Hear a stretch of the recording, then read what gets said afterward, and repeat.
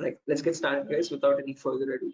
Before that, a quick formal introduction on my end. My name is Mohammed Shoaib, and I'm a cybersecurity trainer certified from EC Council. EC Council is the leading organization for cybersecurity domain certifications. Okay, and the demo that we have today is on the first foundational course called Certified Ethical Hacking. Okay, and the version of this course that is running at the moment is version 11, the latest one. Okay. So again, before we get started, this is a common question that I usually ask students, again, to understand their perspective on this topic. So again, guys, don't worry, even if you don't know the answer, or if you're not sure about it, still just try to initiate, and let's keep the session a bit interactive and fun rather than just keeping it one-sided. So a quick sample question, like, according to you, in your perspective, what do you think hacking is? Anyone? Again, guys, don't worry, I am not asking for any definitive answers or exact to the point answers. Whatever comes to your mind, okay, whatever you think hacking is, please let me know. Anyone?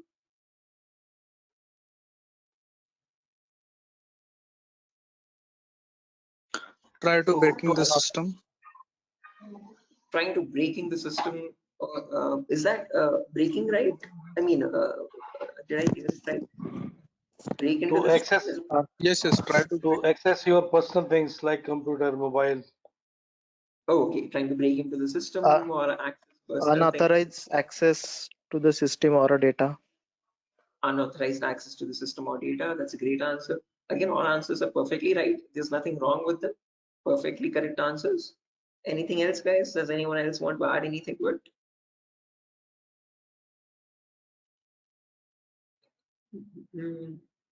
Right, perfect. No worries, guys. Thank you so much for those answers. Those are exactly right. There is nothing wrong with them. Okay, but if I had to just add upon that hacking, that definition, I would add it as hacking is the procedure of trying to gain access to information systems. Okay, these information systems could be anything. They could be from as small as a mobile phone to as big as a web application server or a database or the cloud organization as well. Okay, and this is done without the permission or without the consent and knowledge of the person owning those systems. Okay, so if those systems belong to a third party person, that person does not know that someone is trying to gain access to their information or the data. Okay, and this is usually performed by hackers for their own benefit. So once they get access to the systems, they can steal the data, destroy the data, or sell the data as well to other third party vendors. Okay. Now, depending on this definition, we easily understand that hacking is a malicious job. It is a criminalistic task. If it is such a bad thing to do, why do we have a course called ethical hacking? Is the second question. Because ethical is something which is legal, which is allowed. And how can it stand beside the word hacking, which is completely contradictory? So to define ethical hacking, on the other hand, this is the procedure of trying to find vulnerabilities. Okay, a vulnerability is nothing but a flaw or a loophole in the information system. So usually manufacturers might make mistakes somewhere here or there in the coding of the application. Okay, so that gives rise to something known as weaknesses in the information system, or in technical terms, it is also called as vulnerabilities. Okay, and this vulnerability finding, or the process of trying to find these vulnerabilities, is done with the consent and permission of the organization. Okay, so this is done in order to report it back to the target, okay, or to the authority, so that they can apply the appropriate patch for it. And once a patch is applied, that vulnerability is closed. It closes the doorway for the hacker to cause any harm. So thereby, with ethical hacking, we're trying to increase the security of the organization rather than cause any harm.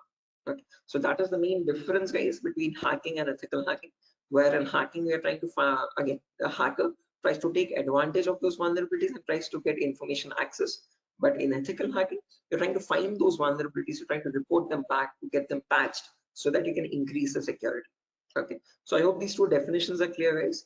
Again, if you have any questions, or if you have any queries, or if you want me to repeat something, please do not hesitate to let me know. Okay, feel free to interrupt me at any certain point. Okay, so now, depending on these two definitions, guys, of hacking and ethical hacking, we can categorize the types of hackers. So basically, there's three types. There's someone known as a black hat hacker, a gray hat hacker, and a white hat hacker. A black hat hacker can also be termed as a cyber criminal who performs hacking for his own benefit, okay, or sometimes even just for fun, without asking for consent. On the other end of the scale, we have the white hat hacker. Okay, white hat hackers are also known as ethical hackers or penetration testers. These are the people who abide by the laws and policies of the organization, and they work hand in hand with them to find the vulnerabilities and report it back. They do that so that they can secure the infrastructure rather than causing any harm. Now, in between, there's a third category, also known as gray hat hackers. Now, from the name itself, you can figure out they have some qualities of the black hat hacker as well as the white hat hacker, hence a mixture. Okay, so like a black hat hacker, they don't ask for permission before finding the vulnerabilities, but once they find the vulnerability, they report it back to the organization. Okay, and that is done in return for a bounty. A bounty is nothing which benefits them. It could be a financial reward or a reputational reward, anything which benefits them or their careers. Right. So all these three types of hackers, whether it be a black hat hacker or a gray hat hacker or a white hat hacker, they perform hacking or ethical hacking in a certain number of steps. Okay. And those steps collectively are called as hacking cycle or cyber kill chain. Okay. Now let me list those steps out one by one so that you can have a clear picture of what the whole course is about, and then we'll briefly discuss about all of them. Okay, so you can ask your questions regarding those. Okay, so the first step that you perform in hacking cycle or cyber kill chain is known as information gathering. Now, certain organizations term this step in different names. They can also call it as reconnaissance or footprinting. Second step is known as scanning. It can also be referred to as enumeration. Third step is gaining access. Fourth step is maintaining access. And the last step is known as reporting or clearing traces. Now, the reason I've specifically mentioned "or" in the last step over here is because that is where it makes all the difference between the white hat hackers and black hat hackers. If you are a white hat hacker or an ethical hacker, you would perform the first 4 steps and then you would generate a report with all the vulnerabilities and the solutions for that and submit it to the organization. But if you're a black hat hacker, obviously you're not going to submit the vulnerabilities, but you're going to take advantage of them. You're going to attack the system, get access to the data, steal the data, and then remove all the evidences, which is nothing but clearing the traces or removing the footprints. Okay, so any questions or doubts, guys, up to this part before I proceed further into the technical part? Any queries or any confusion at the moment? Again, guys, I hope the audio and video is fine. Any issues with my audio or video? Okay. What is this enumeration, sir? Again, yeah, we'll be coming to that, guys. We'll discuss each of these steps one by one so you have a better understanding of what all of them are. Okay, at the moment, until now, here there are no questions, right? Because I guess there's some issues with the audio or video. Some people are exiting and rejoining again. Any issues, any technical issues with my audio or video at the moment? Okay, perfect. Sir, your voice is breaking. Oh, my voice is breaking. 1 second, guys.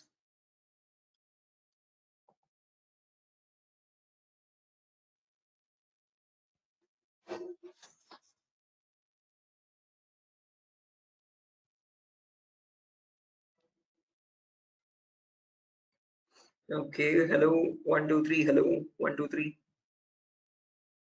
Now it is Guys, okay. it's okay, right? Right, perfect. Clear, sir.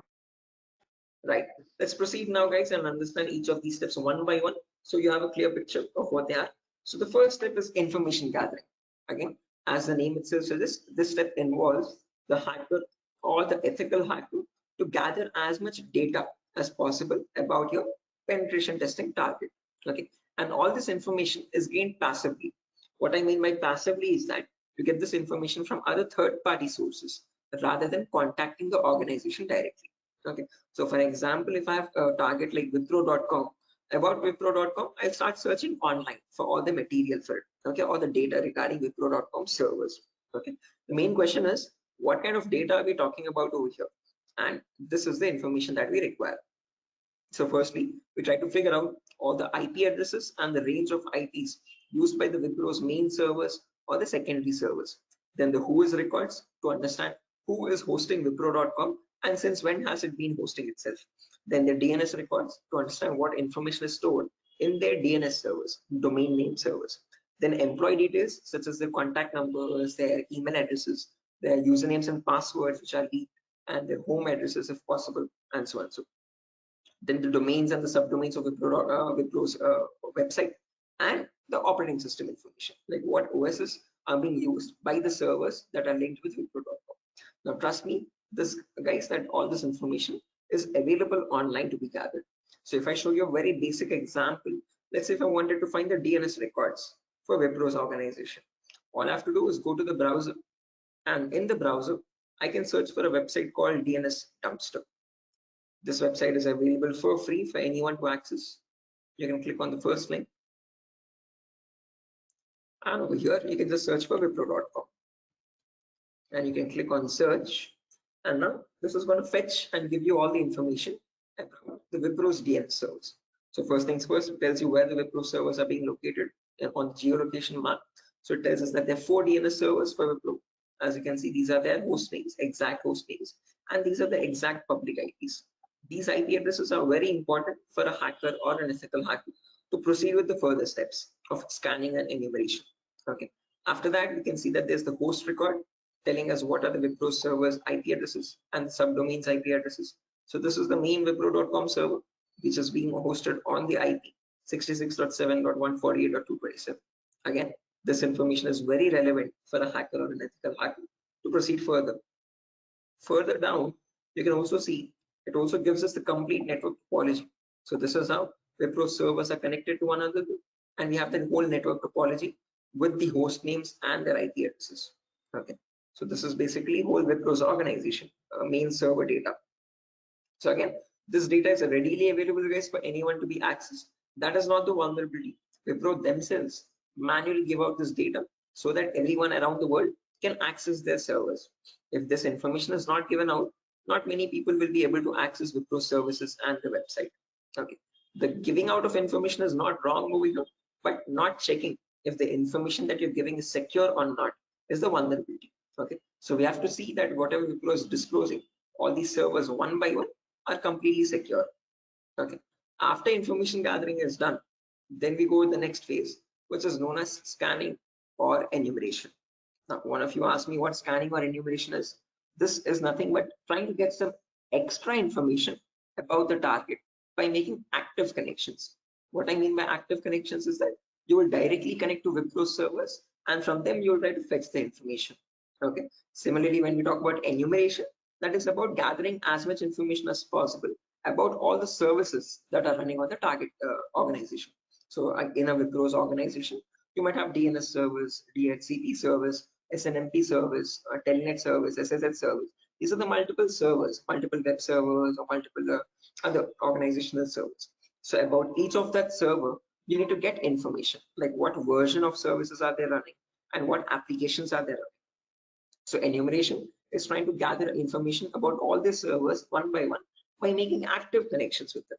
Okay, so you're directly going to ping those servers and you try to fetch the information from them directly rather than contacting any third-party organization. Now, when we talk about scanning or enumeration, there are 3 types of them. There's something known as network scanning, then port scanning, and then finally vulnerability scanning. In network scanning, we can try to figure out on the target network what all devices are active. Okay, so what operating systems are they using, what servers are available, what client operating systems are there. So trying to understand what all devices are they using, IDS, IPS, routers, switches, what all devices are there. On those devices, then you perform port scanning. Port scanning is where you try to figure out what ports are open, and on those ports, what services are there running. Okay, what applications are there running. Then finally, you perform vulnerability scanning to figure out on those services, are there any vulnerabilities? Are there any weaknesses that you can attack on? So during this phase, we'll be using 2 important tools called Nmap and Nessus. So if I just search for enable Nessus over here, this is the tool that is used in organizations as well.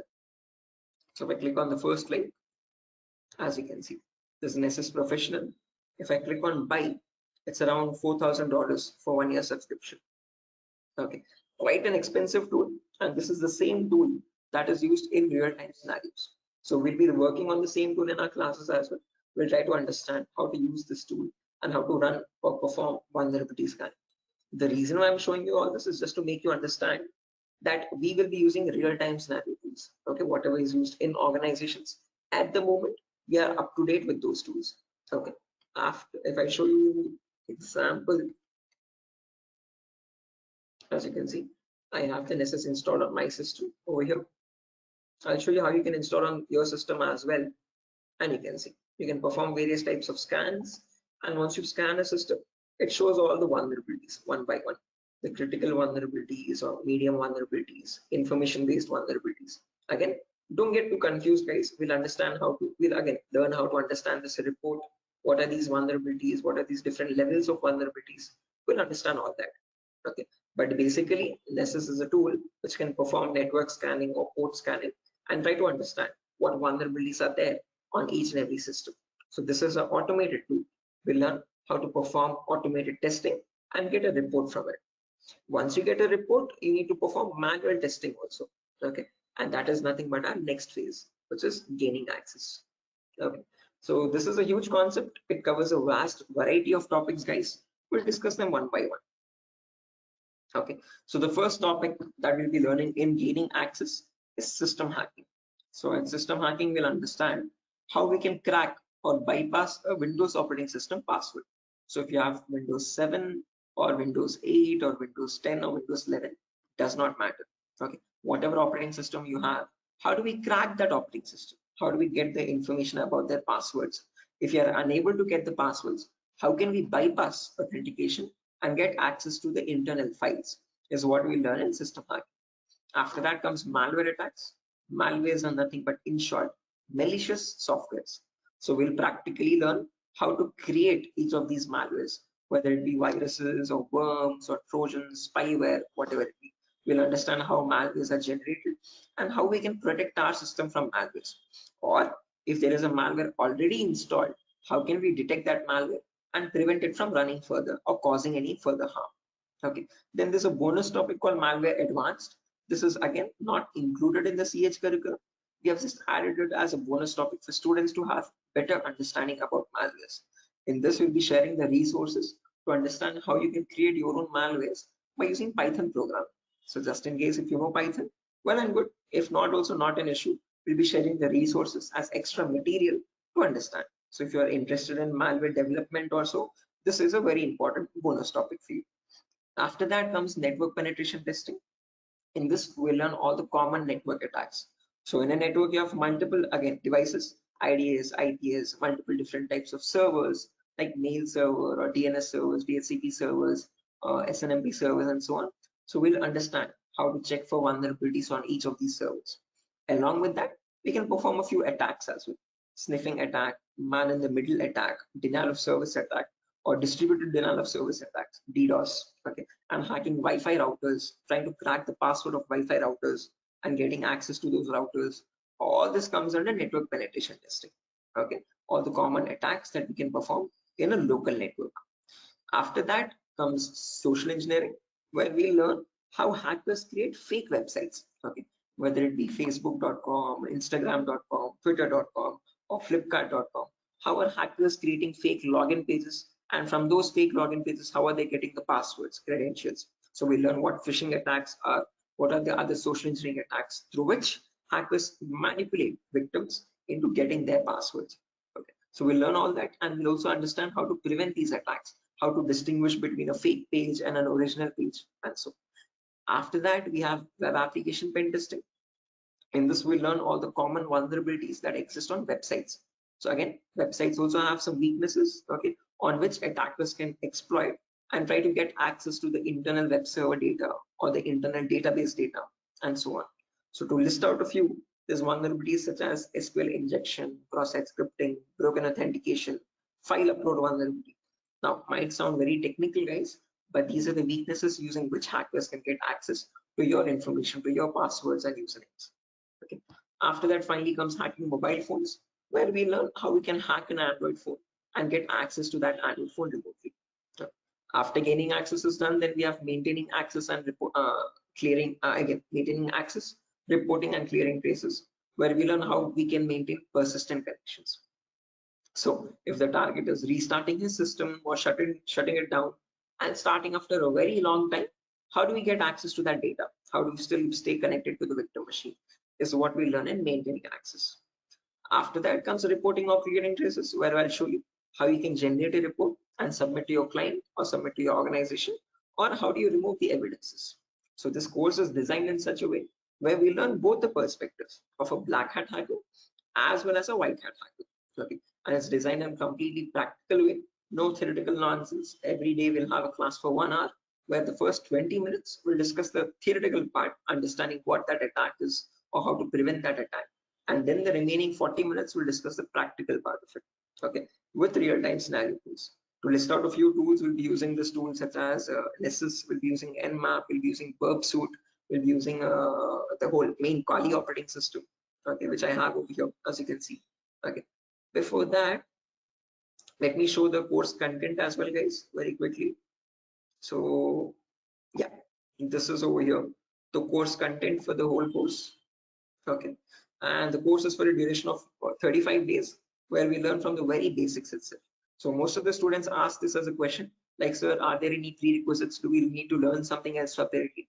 No, this course is designed in such a way where even a 10th standard student can come and learn the course for, without any trouble. Okay, because all the prerequisites are included in the course itself. So before we dive into the advanced concepts, there's a few prerequisites which we will cover. The first few introductory classes. First things first, we learn about networking basics. We learn what IP addresses are, what are IPv4 addresses, what are IPv6 addresses, what is a DNS server, what is DHCP server, all the important protocols, what is TCP protocol, what is UDP protocol. We'll discuss all that in networking basics. Then we'll jump into virtualization. Okay, virtualization, because as you can see over here, I'm running my Windows 11 operating system. On top of this, I'm running my Kali OS. Kali is a Linux-based operating system. Okay, and we need to install this. The reason being, this comes pre-installed with all the penetration testing tools. So for information gathering, web application attacks, password attack, Wi-Fi attack, all these tools are available in Kali Linux. These are not available for you in Windows. So that is why we need to understand how to install this Kali operating system. Okay, and for that we need a tool such as VMware. VMware is a virtualization software. This allows you to install multiple operating systems on the same machine. So I have my Kali OS, I have my Windows 7 OS.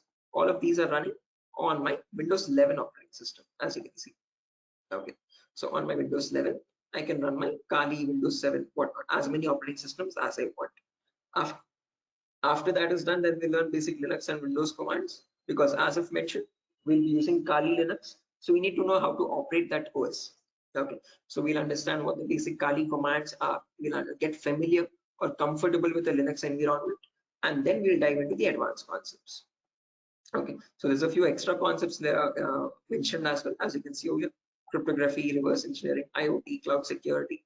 These are not mentioned in the presentation for us, but these are all the topics that we'll be covering. Okay, the whole course duration is around 1 month, guys, 30 to 35 days, and we'll have a class from Monday to Friday onwards for every day for 1 hour. Okay, and the timings will be same. We'll have timings at 8 p.m. Every class will be recorded, and you'll be getting the recordings as well online, which we will have permanent access to. So just in case if you're missing out any class, you can access the recordings whenever you want. Okay, if needed, we can take backup classes as well on Saturdays and Sundays, just in case if there's a lot of absence.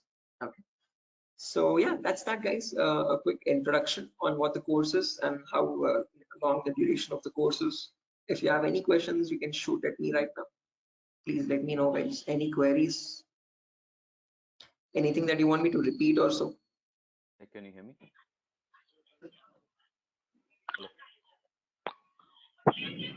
Hello. Yeah, hi.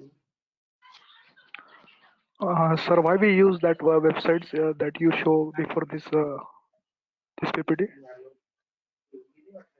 Sorry, Yogesh, I didn't get your question. Can you please repeat? Sir, we as you said that we use some websites for ethical hacking. So that website that you opened before this PPT, I'm asking about that Yeah, website. the DNS dumpster website, as you can see over here. This is for information gathering, trying to gather information about any certain client. So before we perform hacking, it's very necessary that we know all the data about that organization or the data about that target. So in order to get that data, we have to visit these third-party websites. Okay, Sometimes your organization might not give you that data sufficient for us. Okay. That is why we need to gather that information from other third-party sources, websites like DNS Dumpster and so on. Okay. The more the data you have, the more possibilities you have to attack the system. Okay. The more attack vectors you can find or possible paths you can find to attack the system. Okay. So that is why it is necessary to access these websites and get the data about our target from these websites. Okay, okay, so understood. Right. Any other questions, guys?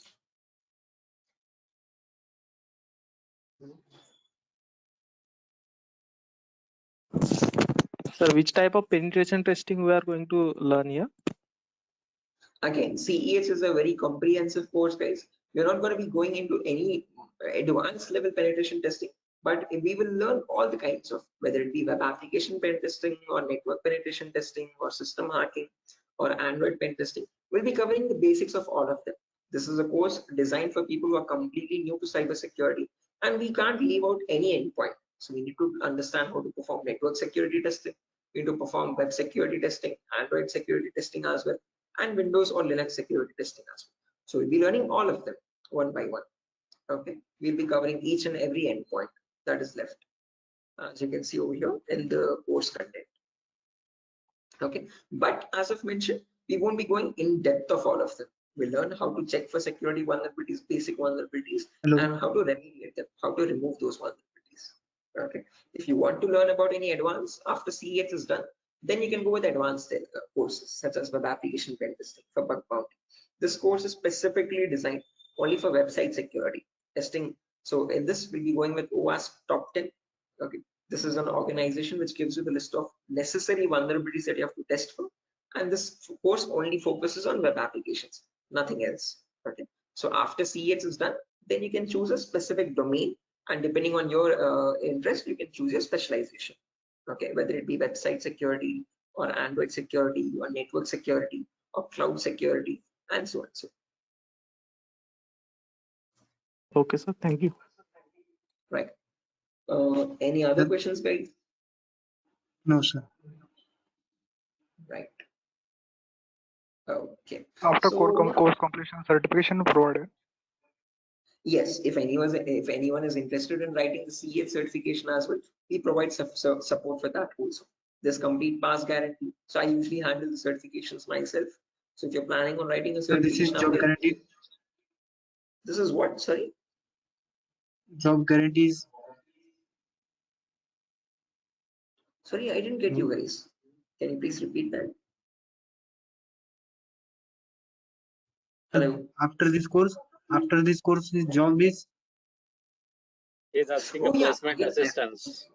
job assistance. Again, guys, at Durga, you're not going to be providing any confirm guarantee that we'll be placing you in an organization, but we'll be sharing your resume once you forward it to our consultancies. Okay, so in the price of 8,000 rupees, we are only including the course content with the course completion certificate. And if you're planning on writing a certification, we will give you certification support as well. Okay, so at that price of 8,000 rupees, we are not in contact with the complete job placement facility, but we do have few consultancies where we can give you your resumes too. Okay, once you're done with the resume preparation, I'll be helping you out in understanding how to create a resume as well, depending on a cybersecurity profile. I'll be also sharing the common interview questions, and I have a few references as well to whom I can forward your resumes. Okay, and again, we will be giving you the interview calls, and you can start attending interviews over there. Okay, again, it depends on your skill set and your practice on how well you do the interview. So we don't guarantee anything, but we will definitely show you where you can start applying. If it's necessary, I can just give you one source now itself. You can, after your course is done, this is the common website that I usually suggest for students, jobs.null.community. This is a website only specifically for cybersecurity job roles. Okay, nothing else. As you can see, null jobs. This is the website. Okay, and these are all the different domains, and you can start searching over here. So if you're a complete fresher, just click on freshers or internships, and these are so at the moment these are the available placements. Okay, so for internships, okay, if you're not into internships, you want a specific job role, you can start applying for VAPT, vulnerability assessment and pen testing. These are the ones at the moment for cybersecurity. After the course is done, you can start applying over here also. So this is one website that I suggest to most of the students once the course is done, to start applying for jobs. Okay. So again, how well you do, it depends on your skill set and your practicing, guys. Okay. And this website is specifically only for cybersecurity jobs, nothing else. Okay. Any other questions, guys? No, sir. Thank you. Right. Again, if you practice properly and if you're done with the course, guys, and if you're thorough with all the concepts, getting a job in these portals is not that tough. Okay, there's a lot of students from our previous batches as well who have searched for jobs in this nuls.job.co.in and they found their internships and their jobs. Okay, so again, as I've mentioned, once you sit for the interview, it's all on you. Okay, so it depends on your preparation of how well or bad you do. So we can't guarantee anything, okay, because that's on your skill set, but we can at least show you where you can start applying for jobs. Okay, so yeah, that's that, guys. Nothing further for our session today. And yeah, if you have any queries, again, over here is my number, just in case if you have any queries, technical queries, you can let me know. This is the number over here, 7680069. Hello. 768. Hello. Yeah, I can hear you. Prabin, I can hear you. Yeah. So I just wanted to know. Actually, I'm a working professional. Right. I'm working on the front end side, but wanted to move into this domain. So, what suggestions could you, give me on that side? Again, saying I would recommend if you're completely new to this domain, go with Certified Ethical Hacking, CH version 11. This is a foundational Okay. course for people completely new so you'll be learning everything from scratch. After that is done, if you possible, if time and financial permits you, you can write the certification as well from EC Council. So there'll be a CH examination for 125 questions. Okay. And if you give 75% of them right, you get certified from EC Council. You get a certificate from the US organization. Okay, so that adds edge to your resume. If not, if you are not, again, certification is quite costly. It's around $500. So if you're not planning on writing the certification, I would recommend doing some extra advanced courses as well after CH is done, and then add that at least to the resume to build some edge again. Okay. Okay. And is there any coding involved here, or is it into completely into, the No. security part? Not at all. In CEH, you don't have any requirement for coding level language. But if you're planning on going for some advanced courses like web application pen testing or profile security testing, there you might need to have some basic knowledge. Okay. So when we talk about web application, it is necessary that you have basic knowledge on HTML and JavaScript. Okay. But when we talk about CEH, the foundational course, for this we have no requirement for any coding level language knowledge. Okay, and what kind of roles are we can apply after the completion of this course?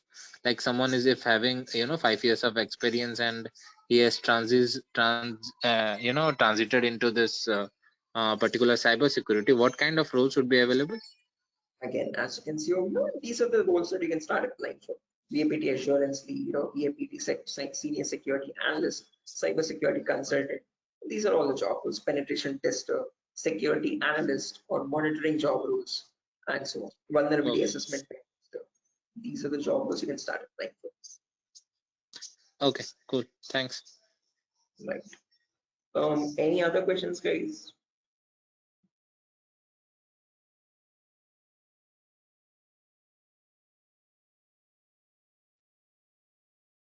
Right. Assuming there's no more questions, guys. So yeah, that's that for a session. Nothing further. Again, we'll be starting the course from Monday onwards, guys. Tomorrow and day after tomorrow, we'll be having the same demo. So just in case if you have joined late also, you can join tomorrow as well at the same time. And if not, you can directly join the course on Monday. Okay. If you have any further technical queries, guys, here's my contact number as I've mentioned already. Although if you have any queries regarding the course date or again course fees regarding that, you can contact the institute. Okay. So yeah, that's that, guys.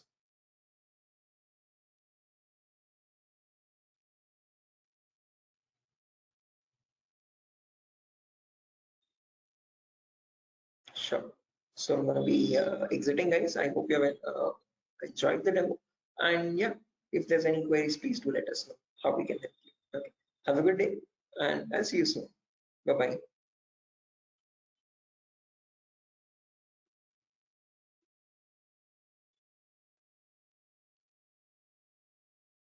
Thank you, guys. Thank you.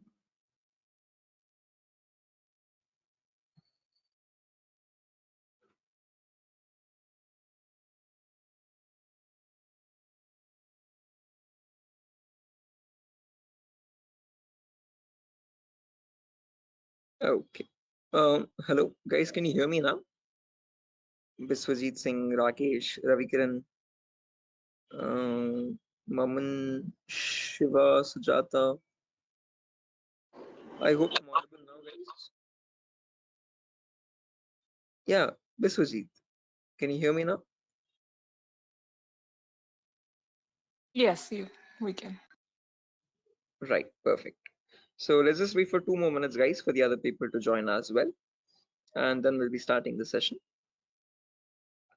Until then, if you have any queries or if you have any questions before we start the session, you could please let me know.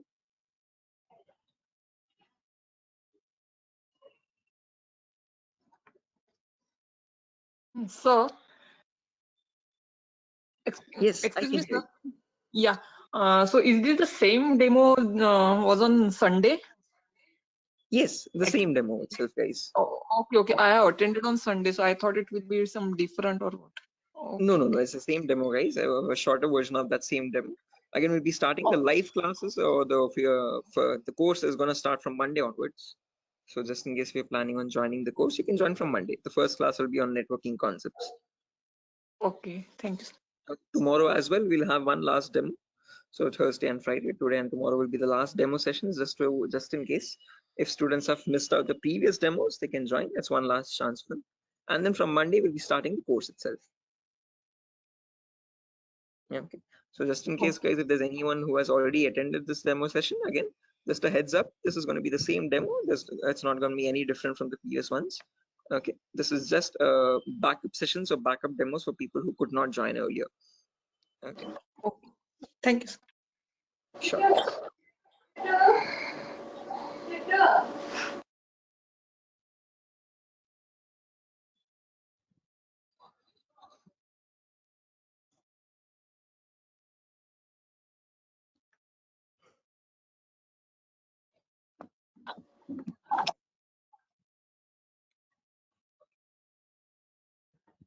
Sir, it means I can directly join on Monday because yesterday I was also present.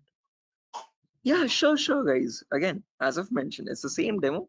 It's not gonna be any different. So this is only for people who are completely new to it, who have not attended the previous demo sessions. So if you've already attended the demo session, guys, you can join back on Monday itself directly. Okay, and the timing will be same at 8 p.m. Same time, 8 o'clock in the night. Okay, thank you. Sure. Okay, guys, so let's get started without any further ado. Before I get started, a quick formal introduction on my end. My name is Mohammed Shoaib. I'm a cybersecurity trainer certified from EC Council. EC Council is the leading organization for cybersecurity domain certifications. Okay, and one of the courses that it provides for people who are completely new to this domain is Certified Ethical Hacking version 11. This is the latest version of the course that is running at the moment, and this is a course designed in such a way for people who are completely new to this domain. So if you have no knowledge about what cybersecurity is or what hacking or ethical hacking is, this is the course to get started with. Okay. So before I proceed further, this is a common question that I usually ask all the students just to understand their perspective on this topic. So again, guys, let's keep this session a bit interactive and fun. So my first question to you is to understand what your perspective is on hacking. So again, not asking for exact definitive answers, guys, but just to understand your view on it. Okay, so whatever comes to your mind, please do let me know. In your terms, what do you think hacking is? Anyone? There's Biswajit, there's Maman, Rakesh, who else? Shafiuddin, Shiva. Hello. Yeah, Biswajit, I can hear you. Sir, actually, according to me, hacking means to hack the information of organization or any systems. Right? Yeah, hacking information or getting access to the information of organization systems. That's a good answer, Biswajit. Anyone else, guys, who wants to add anything to that? That's a perfectly right answer. There's nothing wrong in it at all. Perfectly all right. Any other additions to that, guys? Anyone who wants to append anything to that answer?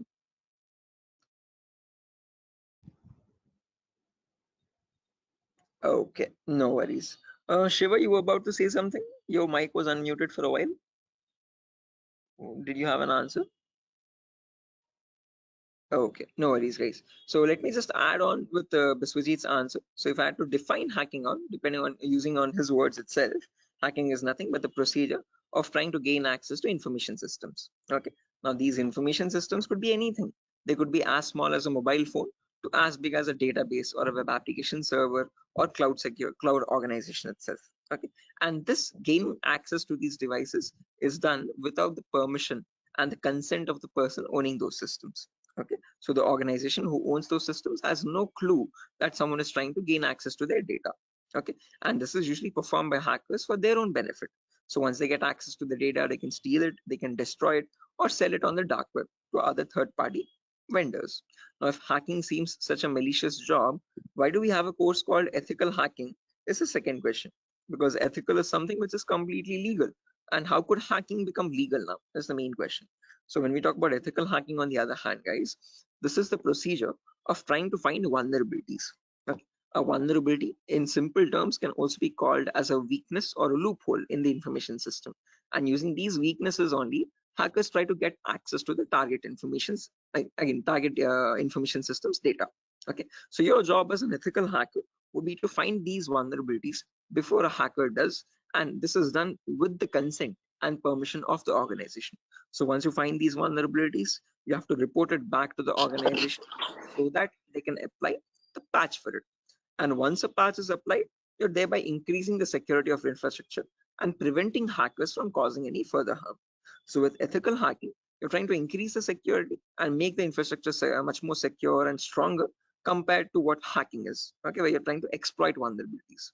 Okay, so are these two definitions clear, guys? Like what is hacking and what is ethical hacking, and how are they different from one another? Because most of the students have a misconception that both these terms are one and the same. No, guys, you're not going to be performing hacking. We'll be learning ethical hacking in the course. Okay, we won't be exploiting the vulnerabilities, but we'll see how to search for them, how to find them in an organization's systems, and how to report them back to the organization. Okay, so that we can prevent hacking from happening. Now, depending on these two terms, guys, we can categorize the different types of hackers as well. So we have someone known as a black hat hacker, then we have someone known as a white hat hacker, and in between there's someone known as a gray hat hacker. Okay, so firstly, the first category is black hat hackers. These people are also commonly referred to as cyber criminals. Okay, these are people who perform hacking for their own benefit, and they do this by asking no consent at all. On the other end of the spectrum, we have the white hat hackers, who are also termed as ethical hackers or penetration testers. Now, these people perform ethical hacking, or in simple terms, penetration testing, to find all the vulnerabilities in the organization. And they do this by asking for consent and by following all the laws and policies set by the organization. So they do not cross any line, they do not perform exploitation of any vulnerabilities, they only work to increase the security of the organization. Now, in between white hat hackers and black hat hackers, there's someone else known as a gray hat hacker. Now, as the name itself suggests, these people have both the qualities of black hat as well as a white hat hacker. Like a black hat hacker, they don't ask for permission before finding the vulnerabilities. But once they do, once they find the vulnerability, like a white hat hacker, they report it back to the organization. Okay, they don't take advantage of it, they don't exploit it and try to attack the system, but they report it back so that they can help the organization. But it's a give and take relationship, so it's a there's kind of a bargain over here. Okay, the catch is that these gray hat hackers ask for a bounty in return. Okay, a bounty is anything which benefits them, so they could ask for some prize reward, or they could ask for some reputational reward, anything which benefits their career and profile. Okay, and that is why in simple terms they are also known as bug bounty hunters. They find bugs in return for a bounty. Okay, so they are hunting for bugs. Okay, now all these three types of hackers, whether we take black hat hackers, gray hat hackers, or white hat hackers, they perform hacking or ethical hacking in a certain number of steps. Okay, and they follow a procedure, a systematic procedure. That systematic procedure is known in simple terms as hacking cycle or cyber kill chain. Okay, various organizations categorize these steps into various numbers, but if I had to summarize it up, there are 5 important steps in hacking cycle or cyber kill chain. Whether you take a black hat hacker or a white hat hacker or any kind of a hacker, he needs to follow the same procedures as well. Okay. Now let me list them out first, and then we'll discuss in detail about each of them, so you have a clear picture of what the whole course is about. Okay. So the first step is known as information gathering. It can sometimes also be referred to as reconnaissance or footprinting. So they are one and the same term, guys. Don't get confused. Various organizations use various terminologies, but whether you hear information gathering or reconnaissance or footprinting, all the three terms are one and the same. After that, you have scanning, which can also be referred to as enumeration. Then you have gaining access, then you have maintaining access, and then finally there's a reporting or clearing traces. Now, the reason why I've mentioned or over here in the last step in capitals is because to make it a note to understand that this is the only step where you have a difference between black hat hackers and white hat hackers. Now, whether you are any kind of a hacker, whether it be black, white, or gray, the first four procedures are to be followed mandatorily. So you have to follow those first four procedures in the same order. After that, in the end, what changes is the last thing that you do. Okay, if you're a white hat hacker, you would definitely report all the vulnerabilities that you have found with the remediations, with the solutions to remove those vulnerabilities. If you're a black hat hacker, definitely you're not going to be giving any solutions, and obviously you won't be reporting it, but you will try to remove all the evidences. So whatever harm you have caused, whatever data you have stolen, you might leave some footprints here and there. Okay, so that is why it's very necessary that you remove or clear those footprints so that you cannot be traced out and you stay anonymous. So that is known as clearing traces in simple terms. And in our course, we're learning both the perspectives, how we can generate a report and submit to the organization, or how hackers clear the traces and remove all the evidences. Okay. Now, let's briefly discuss about each of these one by one, guys, so you have a better idea on the whole course. But before that, any questions, guys, for anyone? Again, please feel free to interrupt me at any certain point. Do not hesitate to ask a question. Please let Hello, me know. Yeah, Biswajit, I can hear you. sir. Is this class is getting recorded? Yeah, this will be recorded, definitely. Every single class that we take will be recorded and it will be uploaded to the Google Drive. So even once we Sir, start our course as well, the whole duration of the course, every single day we'll take a 1 hour class, and each class will be recorded and uploaded to the Google Drive. So that okay, just sir. in case if you're missing out, if you're absent for a session, you can access the recordings whenever you want to. Okay, okay, sir. Actually, from the starting, you told about hacking and ethical hacking.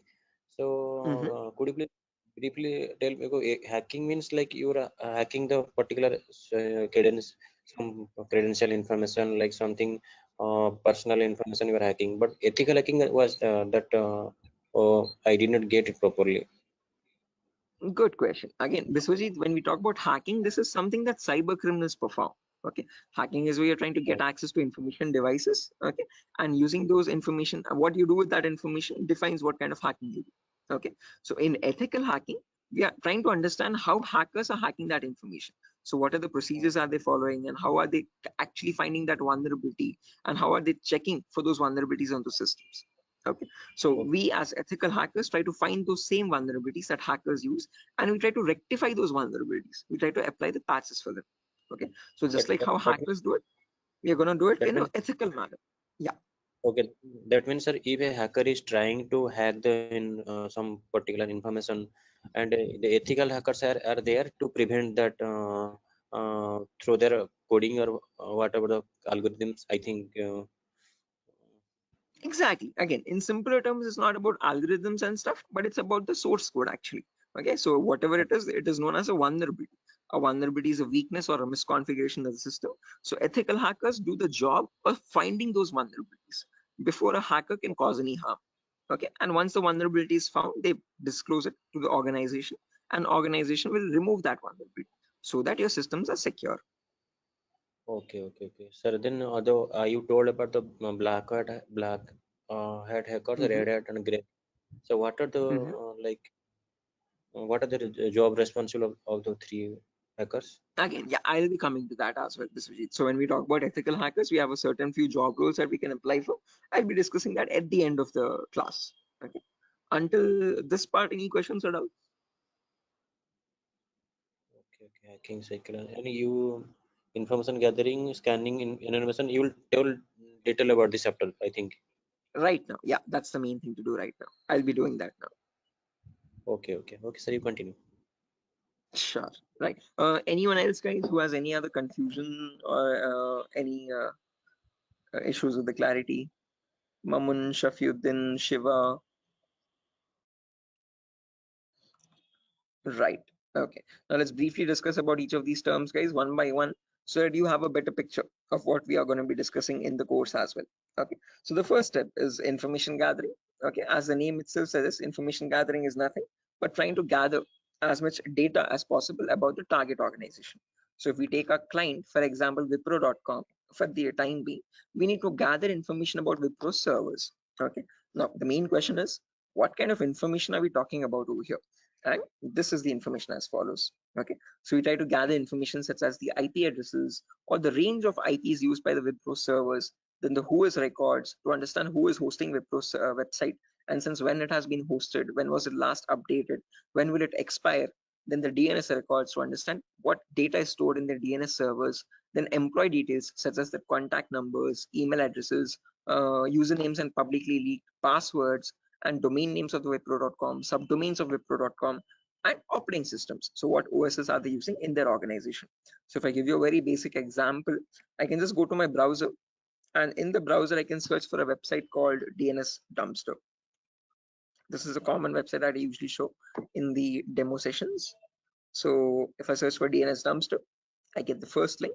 Now this is an example of information gathering. So you're trying to gather information about Wipro.com from other third-party sources. So right now in this step, we are gaining information passively. What I mean by passively is that we are not contacting Wipro.com directly, but we're trying to gather information about Wipro.com from other third-party sources, such as DNS Dumpster. Now when I click on search, I can notice this gives me all the information about Wipro's DNS servers. Okay, so at the moment Wipro has 4 DNS servers with these host names and these exact public IPs. So these IP addresses are very important for a hacker or for an ethical hacker to proceed further in the further steps of hacking. Okay, after this information is given out, we can see the mail servers, we can see the DNS servers, we can see all the host records, which are nothing but the main servers of Wipro.com, the main domain name and the other subdomains, and their exact public IPs. Scroll down much further and you can see the whole complete network topology. So this is how Wipro's servers are connected to one another. Okay, so these are all the servers of Wipro. Okay, the main domain and all the subdomains, and the mail servers also, mail or DNS servers. Okay, so this gives us complete information of all the endpoints that you have to test for complete security of Wipro. Okay, now this information is given out by Wipro itself. It needs to be given out. It is mandated so that people can access their services. Okay, what that is not the vulnerability, guys. Giving out the information is not the vulnerability, but not checking if each of these endpoints are secure or not is the vulnerability. So a pen tester or an ethical hacker needs to check for each and every endpoint and see to that that on each of these servers there are no unnecessary ports running or unnecessary services running which are having vulnerabilities. Okay, so now next comes the scanning phase. So after you gather information like this about a target organization, then we go with the scanning phase. Okay, scanning is where we get some extra information by directly contacting the servers. Okay, so to gather more information by making active connections with the direct target. So in this phase, we'll be using 3 types of scanning. There's network scanning, port scanning, and vulnerability scanning. In network scanning, we try to figure out on the target network, on the target organization, what all devices are being used. So if we take Wipro, for example, in Wipro's company or in Wipro's office, what all devices are being used? What servers are they using? What firewalls are they using? What IDS, intrusion detection systems or intrusion prevention systems are they using? And what all services are they using? DNS, DHCP, and so on and so. Okay, once we know that, then we perform port scanning to figure out all the services as well and their version details. So if they're using DNS service, what version of DNS are they using? If they're using mail services, what mail services are they using and what versions are they? Okay. Finally, perform vulnerability scanning to find the weaknesses on those servers. So if there's any application with an inbuilt weakness, or if there are any misconfigurations like weak password or default unnecessary ports open, all that comes under vulnerabilities. So we scan for vulnerabilities by using some automated tools. Okay. So if I go to the browser now, I can show you one of the very important tools, which is Tenable Nessus. So this is the same tool that is used in organizations, guys. As you can see over here, quite an expensive tool as well. If you click on buy, You can say it's around $4,000 or so for 1 year subscription, and we shall be using the same tool in our lab setup in our classes. So let me show you how the tool looks like. Admin password. Yes. So again, default password, default credentials, policies, scan templates. So this is how your Nessus tool looks like, guys. So this is capable of performing your network scan or port scan or vulnerability scan, and gives you the list of vulnerabilities. So once you perform a scan, it shows you in your network whatever devices are there, what vulnerabilities are there on those devices. So it categorizes the weaknesses on the system in 5 levels: information, low, medium, high, and critical.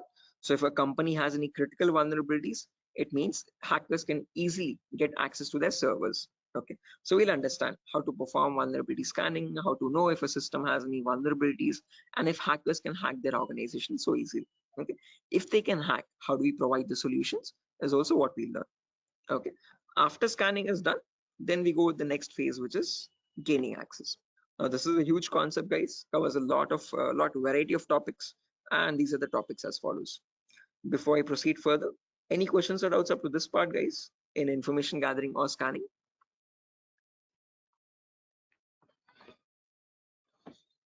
Biswajit, Mamun, Shafiuddin, Shiva. Please do not hesitate, guys. If you want me to repeat something, I will definitely do. Sir,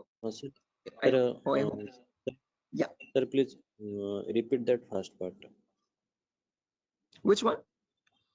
Like before gaining access, you told about some gathering information. Like I understood that what if their system in vulnerability in the system, so hackers are easily hack that system. So I understood somehow. Oh yeah, in information gathering, again, Biswajit, as I've mentioned, we try to gather information from other third-party websites. So there's websites like DNS Dumpster, Hunter.io. So from other third-party sites, we gather information about the target. After that, then we perform scanning. So we directly get access to target servers or whatever target it is, whether it is Wipro.com or so and so. Okay. And in their target organization, we perform the scanning to figure out in their network what devices have what vulnerabilities. So in my local network, I have scanned for 3 devices, and in each of these devices, I can see the weaknesses on each system. Okay. Tells you what the weakness is. Okay. If there's an unsupported OS, what is the solution to remove that vulnerability, and what can be performed with that vulnerability. So this scanning tool gives you that up-to-date information. Okay, so this is all this all comes under automated vulnerability scanning. Okay, so this is something that you always perform in an organization to test for vulnerabilities on different systems. Okay, it is software. Yeah, it is a software. This is the Nessus tool. The Nessus tool is nothing but a software that we have. Okay, sir. Okay. Right. So this is the same tool that is used, the same software that is used in organizations as well. Okay, and we'll be running in real-time scenario. Whatever tools that are being used, we work on them in real time. Okay. So yeah, now proceeding further, after all this is done, then we go with the gaining access phase. This is where we try to perform various kinds of attacks to get access to the systems. Okay, once we perform the scanning, once we know that these are the vulnerabilities on which you can attack on, next part is nothing but to attack directly, which is nothing but penetration testing. So in this, as I've mentioned, there's a huge set of topics. Okay, so let me discuss them one by one. So first topic that I will be discussing is system hacking. So in system hacking, we learn how we can hack or crack or bypass a Windows operating system password. So whether it be Windows 7 or Windows 8 or Windows 10 or Windows 11, doesn't matter. How do we crack or how do we bypass the password is what we learn in system hacking. So if your system is password protected, how can you crack and understand what the password is in clear text? Or if you're unable to crack it, if it is too tough to crack, how can you bypass that password and still get access to the internal files is what we learn in system hacking. After that comes malware attacks. Malwares in simple terms are nothing but malicious softwares, and we'll practically know how to create each of these malwares. So people think that viruses are on the only malicious software is available on internet, but that's a misconception. We have multiple malicious softwares. We have viruses, we have worms, trojans, backdoors, spyware, rootkit, whatnot. There's tons and tons of malwares, and there's thousands and thousands of malwares added every single day. So we'll practically learn how to create each of these malwares and how to prevent our system from getting attacked by these malwares, or how to detect for malwares on our system. Then comes network penetration testing. Okay. in network pen testing, we learn all the common network vulnerabilities. Okay, so in an organization, in a local network, there are multiple services. There's DNS service, telnet service, SMTP service, DHCP service. These are all the services or protocols used in a common organization. So we learn how to test for weaknesses on each of these servers. And after that, we'll also learn how to perform network attacks like sniffing attack, man in the middle attack, DOS attacks, or hacking Wi-Fi routers and cracking Wi-Fi router passwords. All this comes under network pen testing. Then comes social engineering, where we learn how to crack passwords from websites. Okay, so how do hackers make fake login pages, Facebook page, Instagram page, or a Flipkart login page, bank login pages? How do hackers get your passwords from these pages? Okay, how can they create fake login pages and send them to the victims and perform phishing attacks? All this comes under social engineering. Then finally comes web application pen testing, where we learn all the common website weaknesses. Okay. Is this useful for SOC analyst role? Yeah, Shafiuddin. We'll be discussing a very basic tool called Splunk as well. That is very important for your SOC analysis role. Okay. SOC is nothing but Security Operations Center, guys, just in case if anyone is confused. Okay. In SOC job roles, we usually see how to monitor and detect threats. Okay. Threats are nothing but attacks. Okay.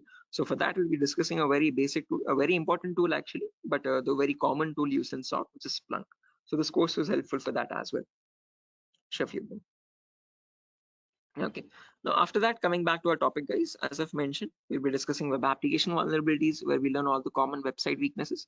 Now again, this might sound a bit technical, guys, okay, but these are a few common weaknesses that exist, such as SQL injection, cross-site scripting, broken authentication, file upload vulnerability, and so on. So these are the weaknesses that hackers use to get access to the web server, okay, or the databases in the backend. Okay, after that, we have hacking mobile phones, where we learn how to hack or crack an Android application phone. Okay, so how do we use Trojan attacks and get access to the Android phone remotely? Okay, after this is done, then we have two small topics, which are maintaining access and reporting or clearing traces. So this is the most important concept, guys, gaining access. After that, we need to know how to maintain persistent connections. So how do hackers maintain a connection even if the system restarts? Okay, is what is known as maintaining persistent connections. After that, we have reporting or clearing traces, where we'll see how to generate a report and submit to the organization. Or if you're a black hat hacker, how do they remove all the evidences? How do they clear the traces? Okay. Now, since not everyone is from a technical background or might not be from a technical background, we will discuss a few prerequisites as well. Okay. So the course is designed in such a way where you don't have to learn anything separately from outside. So if you're, this is in a way to even a 10th standard student to understand this course in a simple and sufficient manner. Okay, so before we dive into all the advanced concepts, we'll be discussing these 4 prerequisites or 4 to 5 prerequisites. So first we'll learn basically what ethical hacking is, or how is it different from hacking. Then we learn virtualization. Okay. The reason why we need to learn about virtualization is because we'll be using a tool called VMware. So as you can see on my desktop, this is my Windows 11 operating system, and on this I have my VMware application. Okay, this VMware allows me to run multiple operating systems on one single machine. Okay, so as you can see, I can run my Kali OS, I can run my Windows 7 OS, Ubuntu OS, and so on and so. Okay, the reason why we need virtualization is because we need to run something known as Kali Linux. This is a Linux operating system, guys. Okay, and this is very important for us because this comes pre-installed with all the penetration testing tools. Okay, for hacking tools or ethical hacking tools. As you can see over here, there's information gathering tools, there's web application testing tools, there's password attacking tools, Wi-Fi attacking tools, and so on. So these are the tools that specifically come only with Linux OS. Okay, they're not available in your Windows operating system. So that is why we need to know how to install this operating system and how to use this out. Okay, again, one good thing is this is completely free and open source. Anyone can download this operating system from the official website kali.org. Kali.org. Okay, so how to download this and how to install this is what we learn in the virtualization class. After that is done, then we will go with basic Linux and Windows commands. So as I've mentioned, Kali is a Linux OS. So we need to understand how to use a Linux operating system. What are the basic commands in Linux and how is it different from Windows operating system? After that, we learn basic Windows server configuration, how to configure a DNS server, how to configure a web server in Linux, in Windows OS. Okay, and after all that is done, then we go with the important concepts. Okay, information gathering, scanning, enumeration, then gaining access, maintaining access, all that comes after that. Okay, so until these concepts are done, then you'll be ready for all the advanced concepts. So this is designed in such a way where you don't have to learn anything separately from anywhere else. Okay, so after that, again, there's a few bonus concepts as well, guys, such as cryptography, reverse engineering, IoT, cloud security, Splunk. So these are not included in other institutes. Okay, these are a few concepts that we have specifically designed in such a way so that you can proceed further and learn advanced courses as well if you're interested. Okay, so yeah, that's that, guys. Again, one last thing, the whole course is for a duration of 1 month, where you'll have classes from Monday to Friday every day for 1 hour. Okay, and every class will be recorded and it will be uploaded to Google Drive. So just in case if you're missing out any classes, you can access the recordings as well. Okay, so yeah, that's that, guys. Any questions on your end? Yeah, Biswajit, you were asking me one question, asking about the job roles, I guess. So once you're done with the course, you can start applying for job roles like SOC analyst, vulnerability assessment tester, or penetration tester, or again, security engineer, and so on. So, okay. So these are the job roles that you can apply for once you're done with the course. Actually, I have taken this course on. I was just learning this course just to get a job in that ethical hacking, like information security, and in any IT company.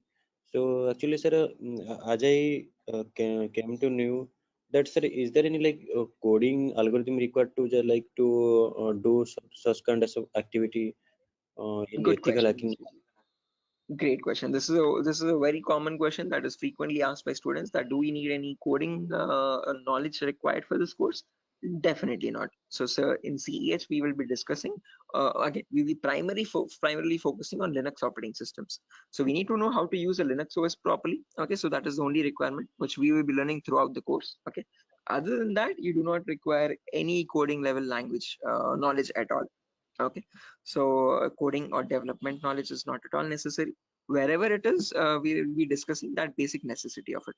Okay, so there are certain topics where we have a topic called malwares. So in this we learn how to create malwares. Okay, so in that one topic will require basic coding language knowledge, but again, that itself I will myself be teaching it. Okay, so you don't need to learn anything separately from anywhere else. And other than that, this one topic malware, we won't be using coding language at all anywhere. Mhm.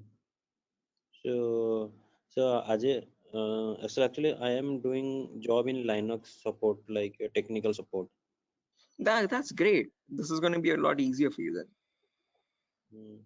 So actually, that's why I want to change my career, change my like next job into information security on the doing ethical hacking courses. Yes, I one more thing that, sir, is there is it necessary to get the certification on ethical hacking, like you have done something Right. hack? Again, it gives an edge, Biswajit. It's better to have a certification. If you're not going with certification, I would recommend you learn a few extra courses as well. Okay. After certified ethical hacking is done, then go with one advanced course, one specialization course like network security or web application security or so and so. So that will add you some much more value to your certification. Okay. So into your resume actually. Okay. So it's better to have certification, but if you're not having certification, just to increase or broaden your skill set, learn an extra course after CH in cybersecurity itself. Okay, there's many streams. Okay, we provide web application security as well, testing. So you can join this course as well, just in case if you're not doing a certification. Okay. Okay, okay, okay. So after that, web application security is another course. Yes. Okay, okay. Okay, so in this syllabus, sir, what we will learn totally, overally, what we learn, how much we can work in a company? Again, as I've mentioned, CH is the foundational course, so you'll be learning about all the endpoints. So you won't be focusing on one of them, but all the comprehensively all endpoints. So we'll learn network security also, we'll learn wireless security also, we'll learn Windows and Linux hacking also, we'll learn Android security also, and we'll learn web Mm. application security also. But in CH, one thing is you are going to be like a master of, jack of all trades, master of none. So you're not going in deep, you're not specializing in any one of the fields, you're learning about all the fields. After that, you can choose one specialization and you can focus on that. You can either go towards web security or cloud security or network security. Depends on your interest, Okay, okay, okay, understood, sir. right? Then that will the final and long-term career. Long term, yes. Okay. To get started first, usually in cybersecurity, you usually get monitoring job roles for a few months. Okay. After that, Okay. then you can go into deeper course. Mamun, are you going to teach all security courses? Yeah, I'm the same Okay. tutor, Mamun. So after CH is done, if you're planning on going with cloud security or web application security, we provide those as well. At the moment, mobile and network is not included, but just in case, since student there's a huge boom, there's a huge requirement for web application. So that also I provide. Okay. Okay, sir. You can go with 1 year experience, Shafiq, not more than that with CEH. But if you like add a few more courses after that, like after CH, if you do web application and also, you can add a couple years experience, like 2 or 3 years of experience as well. Okay, because you need to know more tools with such years, which that huge years of experience. They will ask you what tools you have worked on. Okay, so it's better you have a few knowledge on those tools. So with more the courses, you get more experience with different tools. Okay, sir. So will you please help with practically all the things? Again, the whole course. Oh, is it back-to-back training? Yeah, Mamun. Again, after the CH is done, I usually take separate classes for web application students as well who are interested to join that. Okay, so that will be a back-to-back session directly. Again, yeah, coming back to you, Biswajit, you were asking me something. What was the question again? I forgot. No, no. Actually, I was asking, sir. What, sir? Forget. Anyway. I forgot as well. But let me try to recollect. Does anyone else remember, right, guys, what Biswajit was asking? Practical, yeah, good question. So again, the whole course is designed in such a way where it is 20-40 ratio, guys. So out of all the 60 minutes that we have every single day, the first 15 to 20 minutes will discuss the theoretical part. The remaining 40 minutes will discuss the practical part itself with real-time scenario examples. I'm not going to be boring you with theoretical knowledge. Only in the demo class and only in the first few introductory classes we'll discuss theoretical concepts. Once we start from the information gathering, everything is going to be completely practical based. Okay, with tools that are used in real-time scenario. Are you teaching cloud security? Yes, I teach cloud security as well, Biswajit. Okay, but again, as I've mentioned, that is usually taken up after CH is done. Okay, so we'll discuss on AWS security and again, mostly on AWS itself. Actually, I wanna make my career into that like cloud security part. That's why I was thinking how much practical you will teach here and how much we can be skilled enough in this course so that we can be confident enough while attending the interview. So, will you please discuss on about the some like mock interview questions and resume building? Definitely, I will help you. I will send you sample resumes as well to understand how to create a resume for a cyber security profile. Okay, and along with that, I'll also share the commonly asked in interview questions. So I have a PDF document prepared for that specifically, which I share with all the students after the course is done for all the cyber security related interview questions. Okay, so I'll be sharing all that as well. Okay, sir. No, because I have planned after completion of this course, I have planned to move on cloud security by practicing those questions and all the practical things. Definitely. Again, if necessary, I'll be sharing the resources as well, Biswajit, separately for you regarding your cloud security content. Okay. So if you're planning on doing a course after CS is done, then you can contact me for that. We can do that course separately. Okay, sir. Okay, it's not included with Durga Soft at the moment, but again, yeah. Okay, sir. Sure. Any other questions, guys, at the moment?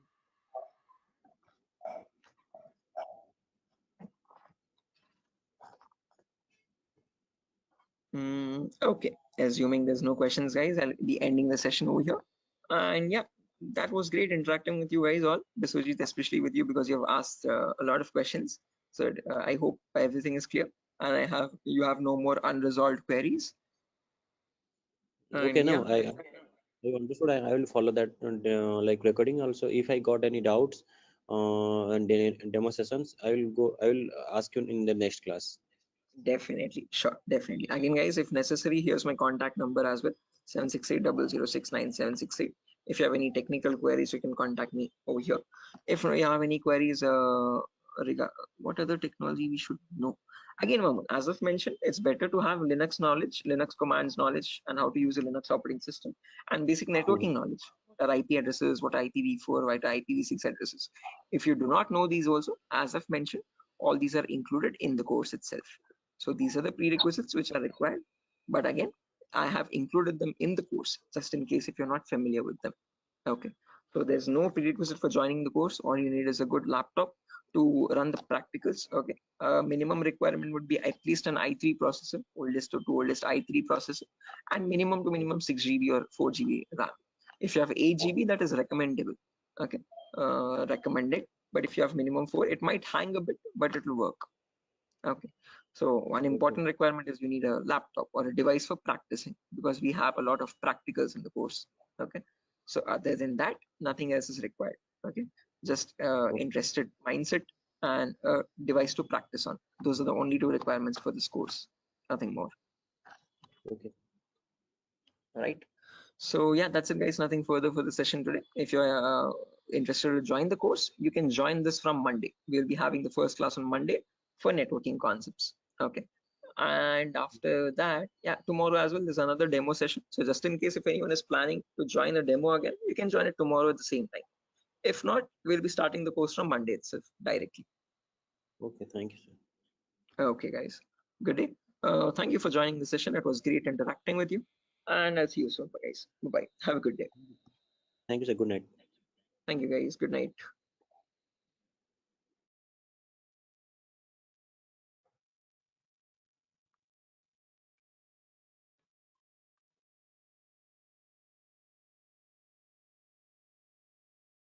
Guys, can you see the screen now? Yeah, I can see you now. Yes, sir. The Yes, it's visible. Sujata, Sogat. Yes, sir, it's visible. Right, perfect. Thanks. Okay, how many people are there? Kiran, Rakesh, Biswajit, Prashant, Shubha, Sogat. Okay, perfect.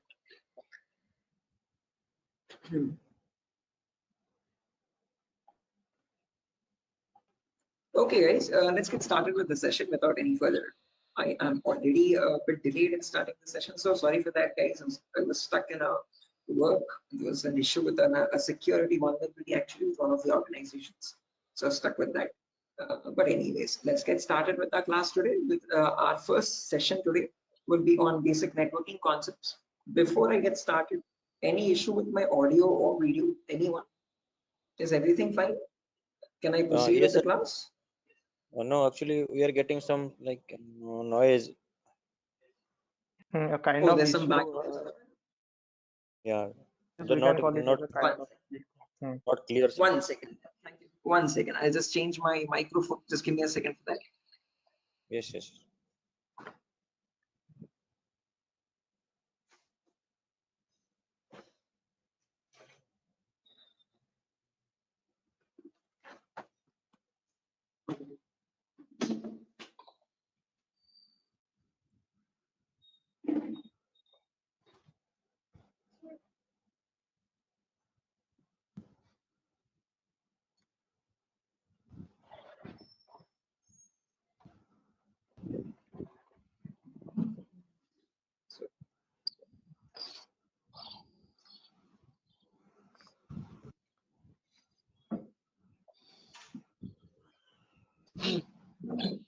Okay. How does it sound now, guys?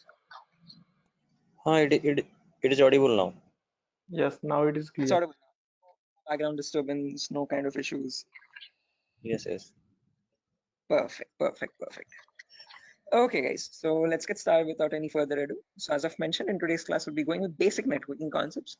We'll discuss what IPv4 addresses are. Okay. So before diving into IPv4 addresses, let's try to understand what a network is and what a host is. Now, these are very two simple words that you keep coming across every single day. Okay. A host is nothing but an information device. Okay. Any information device which is capable of communicating with other devices is known as a host. Okay. It could be a mobile phone, it could be a router, it could be a laptop, a personal computer, or any other device, an information device. Okay, which is capable of communicating with other devices. Now, when you have such devices connected to each other, okay, which can communicate with one another, that forms a network. Okay, so a network is a collection of hosts which can communicate with each other and transmit data. Now, just like how we humans communicate with one another, we have our respective names. Okay, I can address you by your name. You can call me by mine, okay, and we can communicate with one another. We have our unique identities, okay. Similarly, these information devices as well have their unique identities, okay. So when they communicate from one device, when it wants to send packet to another device, it has a unique address for each device, okay, and on that address they communicate with one another, and that address is known as the IP address, guys. IP stands for Internet Protocol. This was built by the US military late in the 1950s or 1960s, okay, and there was IP version 1, IP version 2, IP version 3. All these were unsuccessful attempts. They were you could say experimental. What successfully worked out was the IP version 4, and we are still using that in today's world also. IP version 4 in simple terms is Internet Protocol version 4, okay, and that is what we'll be discussing about in today's class, okay. Anyone here who already knows about IPv4 addresses and who's familiar with these networking concepts? No, sir, Anyone? I'm not familiar, but I know the any some, like whenever I was doing programming, networking programming in college days.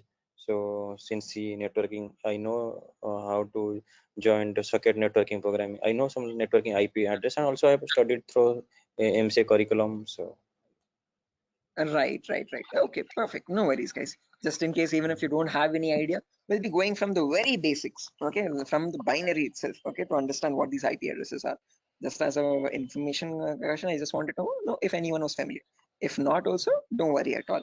Okay. So I hope you know why we need IP addresses, guys. IP addresses are nothing but acting as an identity for each device. Just like how we have our names, you can address me by mine, I can call you by yours. Similarly, devices communicate with one another depending on IP address. Okay. Now, how does this IP address look like? Okay. Our names have alphabets in them: SHOAIB, SIVA, Shiva, and so and so. But IP addresses are completely numeric based. Okay. Specifically IPv4. Okay. IPv4 are completely numerical or decimal addresses. Okay. It's a 32-bit address, first property.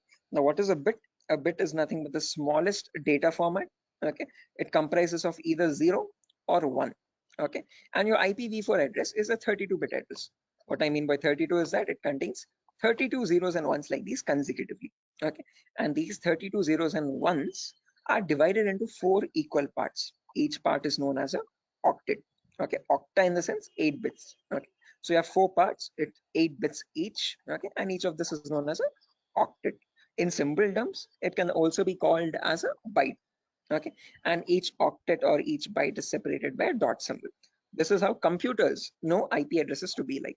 Okay, this language is known as the binary language of zeros and ones, and your computers or information devices all communicate on binary language only. But for us humans, it's quite tough to understand binary. Okay, so we can calculate it now. If you're quite familiar, if you have some experience, you can calculate binary in your mind itself. But looking at it and understanding it's quite tough. Okay, so in today's class, we'll understand how we can convert any binary number to a human readable format, to a decimal number. Okay, decimal numbers are from 0 to 9. Okay, these are human readable, what we use regularly from day-to-day life. Okay, what computers communicate on is binary data. Okay, so today we'll understand how to convert binary data to decimal data and how we can range the IP addresses. Okay, before that, a quick introduction on data formats. As I've mentioned, 1 bit is nothing but a value of 0 or 1. When you combine 8 such bits, that becomes a byte. Okay, in simple terms, it can also be called as an octet. When you combine 1024 bytes, that becomes a kilobyte. Your textpad files, your contact applications, and all these are in kilobytes of data. Okay, when you combine 1024 kilobytes, that becomes a megabyte. Okay, your PDF documents or your music files are in megabytes of data. 1024 megabytes becomes a gigabyte. Okay, your movie files or larger softwares are in gigabytes. 1024 gigabytes becomes a terabyte. Your hard disk is in terabyte storage data, and 1024 terabytes becomes a petabyte. We have never used petabytes until now. This petabyte data is usually used by cloud organizations. Okay, OneDrive, Google Cloud, blah blah blah. Okay, now let's understand how to convert this bit data or binary data into decimal data. Okay, so what I've done is I've taken down this first octet over here, 10101010, and I've written it down over here, as you can see, in an expanded format. Now to convert this, there are 2 simple methods. Method number 1 is there's two simple steps to it, not methods, sorry. Okay, there's one method only. okay, and with two simple steps. Okay, step number one is you write down the values from 2 to the power 0 all the way up to 2 to the power 7 from right to left. Okay, why specifically 2 to the power? Because this is binary data. You have only two possibilities, either a 1 or a 0. So first 2 power 0, then 2 power 1, then 2 power 2, then 2 power 3, then 2 power 4, then 2 power 5, 2 power 6, and 2 power 7. Let's write down the values for that. 2 power 0 is nothing but 1. Anything to the power 0 is always equal to 1. Okay, that is a mathematical rule. 2 power 1 is equal to 2. 2 power 2 is nothing but 2 into 2, which is 4. 2 power 3 is 2 into 2 into 2, that is 8. 2 power 4 is 16. 2 power 5 is 32. 2 power 6 is 64. And 2 power 7 is 128. Okay, now to convert this number, all you have to do is, just a second guys, let me open up Zoom so that I can draw on the screen. Give me a second.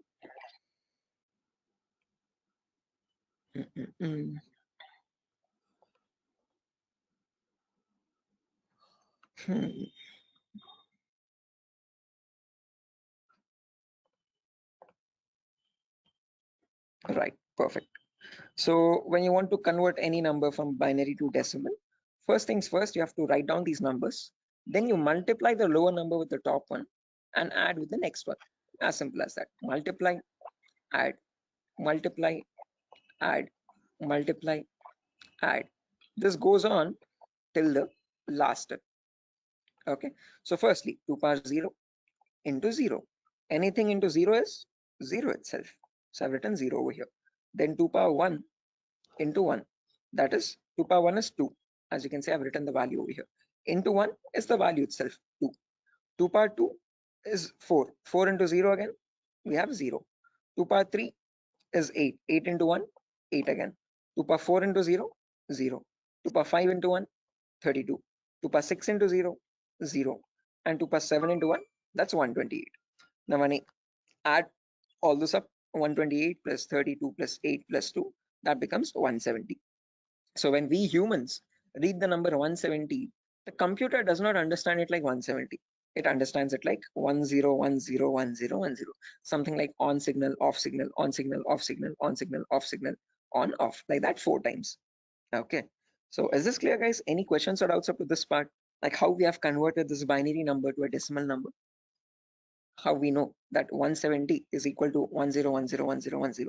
Any questions for anyone? Again, guys, if you have any questions or doubts, please feel free to raise your hand or let me know. You can interrupt me at any certain point. Okay, no issues at all. If you want me to repeat a concept also, please do let me know. I will repeat it as many times as you want. Okay, so guys, any questions up to this part? How we have converted this binary number to a decimal number? Shiva, Sujata, Bharati, Tripti, Vidyadhar. Who else is there? Hello, Biswajit, Chaudhary, Prasad. hello, Yeah, Biswajit. sir. Sir, you spoke about binary to decimal conversion. Sorry, decimal to binary conversion. Am I right? No, binary to decimal. I've converted Binary. this number 10101010 to So decimal number 170. all the numbers was converted into binary as a sorry decimal. All the binary number is converted into decimal 170. Right. This specific number 10101010. Okay. Okay. How did we do Okay. that? We wrote down these numbers 2 power 0 all the way up to 2 power 7. Multiply the lower number with the top one and add with the next one. Multiply and add, multiply and add, multiply and add. And that's how I got the final result as 170. So this 170 in binary is equal to 10101010. Right. Is this clear, Biswajit? Yes, I am clear. I know and I clear.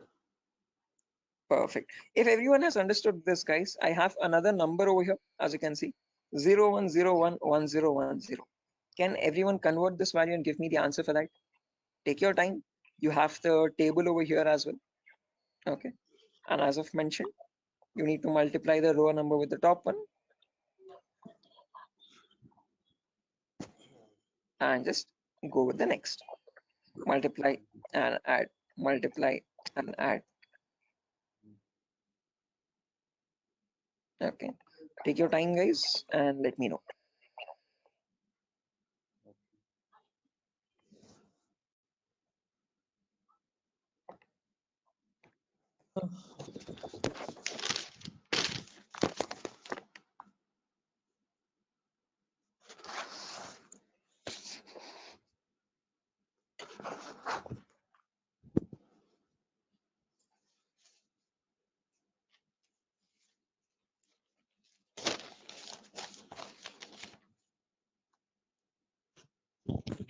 Is it 90? It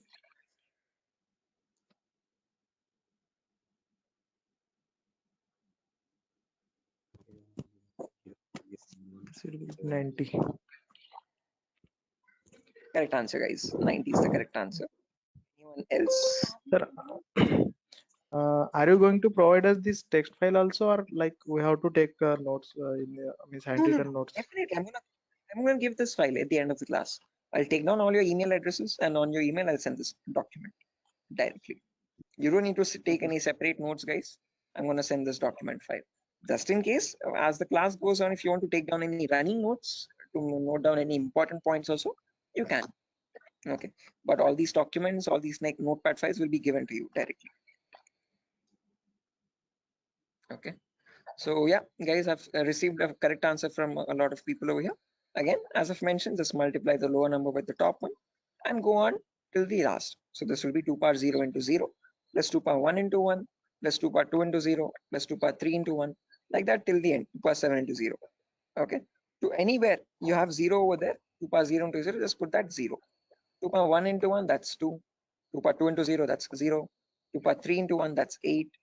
2 power 4 into 1, that's 16. 2 power 5 into 0, that's 0 again. 2 power 6 into 1, 64. And 2 power 7 into 0, 0. When you add all that up, 64 plus 16 plus 8 plus 2, you get the number 90. Anyone over here who has not got the number 90, guys, please do not feel shy. Again, if you're getting all the right answers, you're doing much great than me. In my first day, I could not solve this at all. Okay, I was a very dumb guy. So please, no shame in that. Okay, it's completely fine. Okay, because you need to get this concept very right in order to proceed with the further concepts. If you're failing at this one, it's gonna get a bit complex further down the lane. Okay, so any questions on this part, please do not hesitate to let me know. Okay, assuming everyone has got this right. With the other, yeah, exactly. The reason I'm showing you all this is to understand the range of IP addresses now. That's a great question. I was about to ask you. Again, I tell you myself, like in a real-time scenario, you would never have a necessity to convert a binary number to decimal or vice versa. But the reason why I'm showing you this is so that we can understand the whole range. So if you remember, I've told you, IPv4 addresses are 32-bit address. Okay, so in that 32-bit address, if I wanted to get the first IP address, all I have to do is put all zeros everywhere. Okay, now when you put all zeros everywhere, when you convert that, you get the final IP address as 0.0.0.0. Okay, but if you want to get the last IP now, you have to put all ones everywhere. Okay, in all the octets I've put all ones. So when I convert that, now there will be 2 power 0 into 1 plus 2 power 1 into 1 plus 2 power 2 into 1 all the way up to 2 power 7 into 1. So that would be 1 plus 2 plus 4 plus 8 plus 16 plus 32 plus 64 plus 128. So that is how you get the number 255. Okay, so the last IP in the IPv4 range will be 255.255.255.255. You will never have a number above 255. The reason being, now you know, because when you convert from binary to decimal, the maximum number you can get is 255 only. So you can never have an IP address like 300.250 or 700.150, something like that. Okay, that's an invalid IP. Okay, whatever IP addresses you have, those numbers will always range between 0 and 255. Okay, is this clear, guys? Everyone, why only specifically 255? Yes, yes. Any questions up to this part? Perfect. No, this is Now the maximum. Maximum. Yeah, guys, was someone asking a question? No, I just asked you. This is the maximum IP address to be connected, and maximum host to be connected. Yeah, that's the last IP address you could get in the IPv4 range, Biswajit. No, this is the like from 0 to 255 hosts should be connected, I think. Not necessarily. When we talk about IP addresses now from 0000 to 255, 255, 255, 255, we have around 4.3 billion IP addresses in total. Okay. What you are referring to is classes, guys. Class A, B, C. In class C, you can connect only 255 hosts. That is a much ahead concept. We'll reach there tomorrow. Okay. That's class C. Yeah, with the other. Exactly. Okay. So we have not come up to there, guys. So let's not jump ahead. That might confuse the other students. Okay. So we'll go in a very slow pace. Okay. We'll go step by step. Okay. Let's try to now we know the range of IPs. We know what IPv4 addresses are, how they look like. Okay, and what are the total like numbers, where are they starting from, and what maximum number can they hold. Okay, we know they start at 0000 and they end at 255, 255, 255, 255. Now in between these two numbers, how many addresses do we have is the main question. Okay, how many IPs are there? Okay, so for that, let's try to understand the sequence of sequence of IP addresses. Okay, and again, to understand sequence of IP, there are two simple rules. Rule number one is always start with the rightmost value. So if this is the first IP, 0000, next IP will be 0001, next IP 0002, next IP 0003, next IP 0004. This will go on up to 000255. Okay. After that, can I have an IP like 000256? Is this possible? No. Yes, this is not possible because 255th is the last IP that you can get in any octet. You cannot get a number above 255, guys. It is a very golden rule that you have to remember. Okay. Now, once this octet has reached the maximum value, there comes the rule number two. Only after the rightmost octet has been completely filled, then go to the left value. Okay. And after going to the left value, reset the rightmost value back to 0. Okay. What I mean by that is now this is completely filled. So now this left value 0 changes to 1. Okay. And the rightmost value 255 again resets back to 0. Okay. So next IP after 000255, next is 0010. Now don't directly jump from 0010 to 0020. That is wrong again. Okay. Rule number one, always go with the rightmost value first. So after 0010, you have 11, then 12, then 13, then 14. This goes up to 1255. Okay. After that, 20, then 21, then 22, then 23. Then you have 2255, then 30, 31, 32, 33, then 3255. Like that, it will repeat again and again and again. And somewhere you'll have 2550, 2551, 2552, 2553, 255, 255. Now, both these octets are filled, guys, as you can see. Okay. Again, rule number two. Once the Sir, rightmost octets are filled, what yeah, it signifies? those are the IP addresses, guys. Okay. So those are the IPs that devices can get in total. Okay. Okay, sir, continue.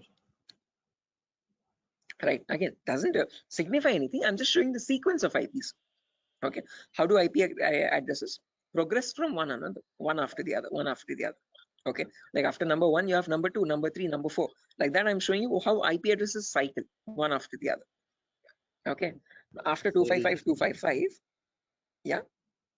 Is this class C or class B? This is the whole range of IP addresses. We have not come to classes, so forget that classes exist for the time being. Okay, I have not discussed what classes are.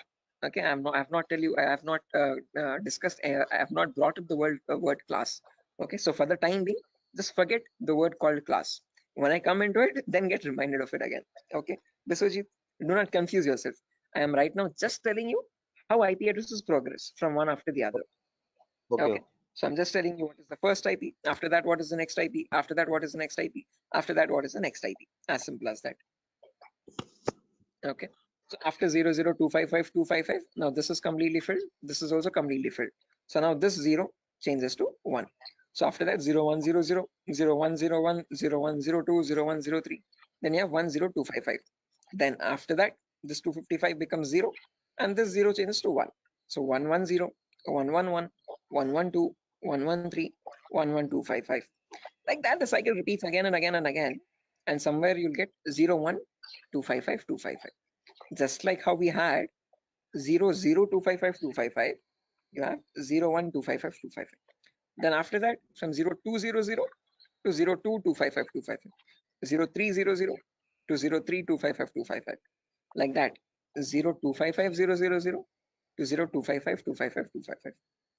Now, whatever cycle repeated from the first IP 0000 till the IP 0.255.255.255, same cycle again repeats from 1000 to 1.255.255.255.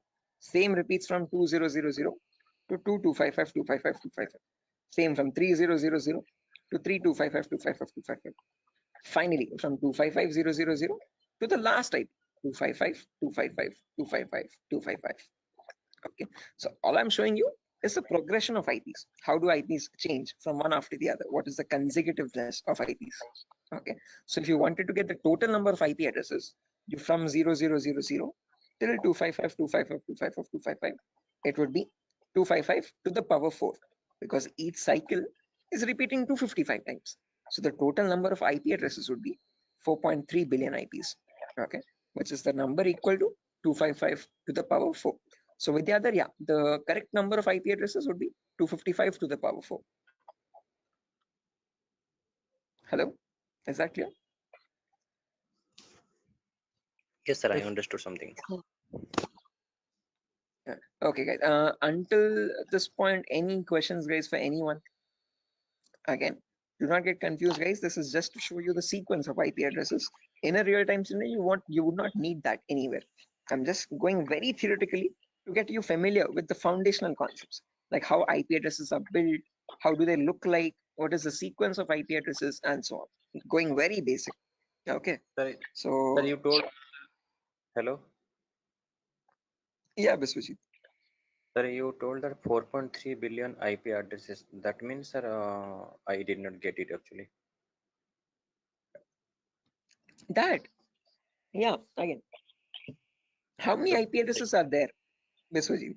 If you remember, each octet is cycling 255 times. Okay, so this first octet, rightmost one, is going from 0 to 255.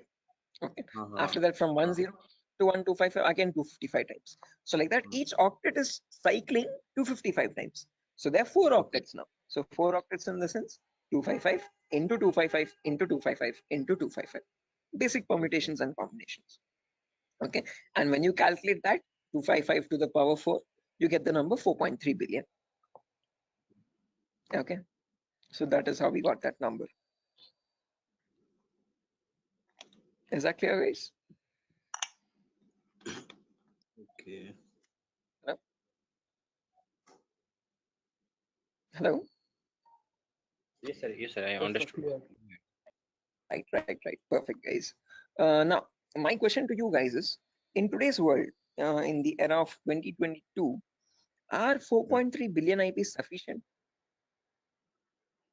No. No, sir. No, sir. Definitely. Right, correct. Because the population itself is around 8 billion people, right? Close to 8 billion or 8.5 billion. 4.3 billion IPs are nowhere sufficient at all. Okay. Again, each person might use multiple devices in the network also. Okay. So that is why, to come up as a solution, they made these IPs into 2 different parts. Okay. Solution number 1 was they divided these IPv4 addresses into again 2 categories. One, something is known as public IPs, and there's another category called private IPs. Okay. This categorization, okay, or division of IPv4 into public and private IPs is known as NATing, network address translation. Okay, when they knew that this solution is also not working out, this might also still cause the IPs to go extinct, then they came up with another set of IP addresses known as the IPv6 address, guys. Okay, so not just IPv4, there's another version as well called IPv6 address, and these are 128-bit addresses. What we are seeing until now is just a 32-bit address. 128 in the sense 4 times the size, bit length size of IPv4. Okay, but in that you have trillions and trillions of IPs. Okay, not billions, but trillions. Okay, so we'll discuss IPv6 on a later date. Okay, but in today's class, we'll end it with public and private IPs. So let's try to understand what these public IPs are and private IPs are. Okay, so public IPs are the IPs given to you by your internet service provider. So in our home, we might have different broadband connections. You could be using Act FiberNet or Airtel or Tata Docomo or BSNL. All these people are providing you the service of internet. Hence, they are known as ISP, internet service providers. Okay, they give you access to the internet by giving you a public IP. Okay, so to your home, you might have a router. Okay, that router might be getting a wire from the outside. Okay, that outside wire, that cable is nothing but giving you the public IP. Okay, so if you want to check your public IP, you could just go to the browser, and in the browser you could just search what is my IP. What is my IP? And from that you can find, you get an IP address over here. If I click on the first link in the browser, you can see I'm getting my FiberNet from Act Fiber Beam. My location is Pedawalter, Andhra Pradesh, Vishakhapatnam. Okay, so this is my public IP. This is the IP I'm using from my ISP to access the internet or to take the Zoom session. Okay, locally in my network, now I have multiple devices. I have my phone, I have my laptop, I have my smart TV, I have my smartwatch, and so on. So these devices internally or locally also need IP addresses. What they use in a local network, in an intranet, is known as a private IP. So private IPs are the IP addresses provided locally in a network. Okay, so this can be given manually by you, by the network admin, or they can be given automatically as well from a DHCP server. Now, don't worry what this DHCP server is. We'll discuss about it in tomorrow's class. But one important thing to note is public IPs are used for connecting to internet. Private IPs are used in a local intranet. Intra is nothing but a local network, a small indigenous your house network or home network. Okay, so if I just draw this out to show you much clearly, let's say over here, this is my ISP. I hope the drawings are visible, guys. This could be my ISP, internet service provider.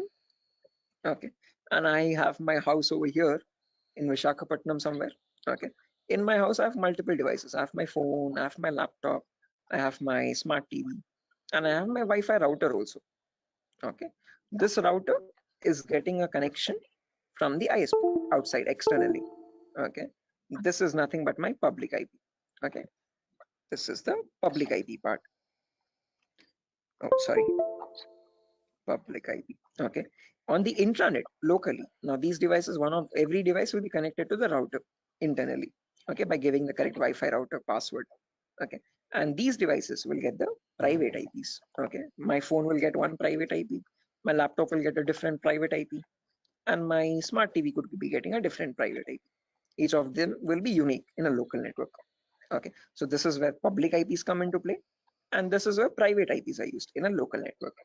Is this clear, guys? Any questions up to this part theoretically? Hello? Public ISP, private. Okay, sir. Any questions, guys? Sir, actually, internet, just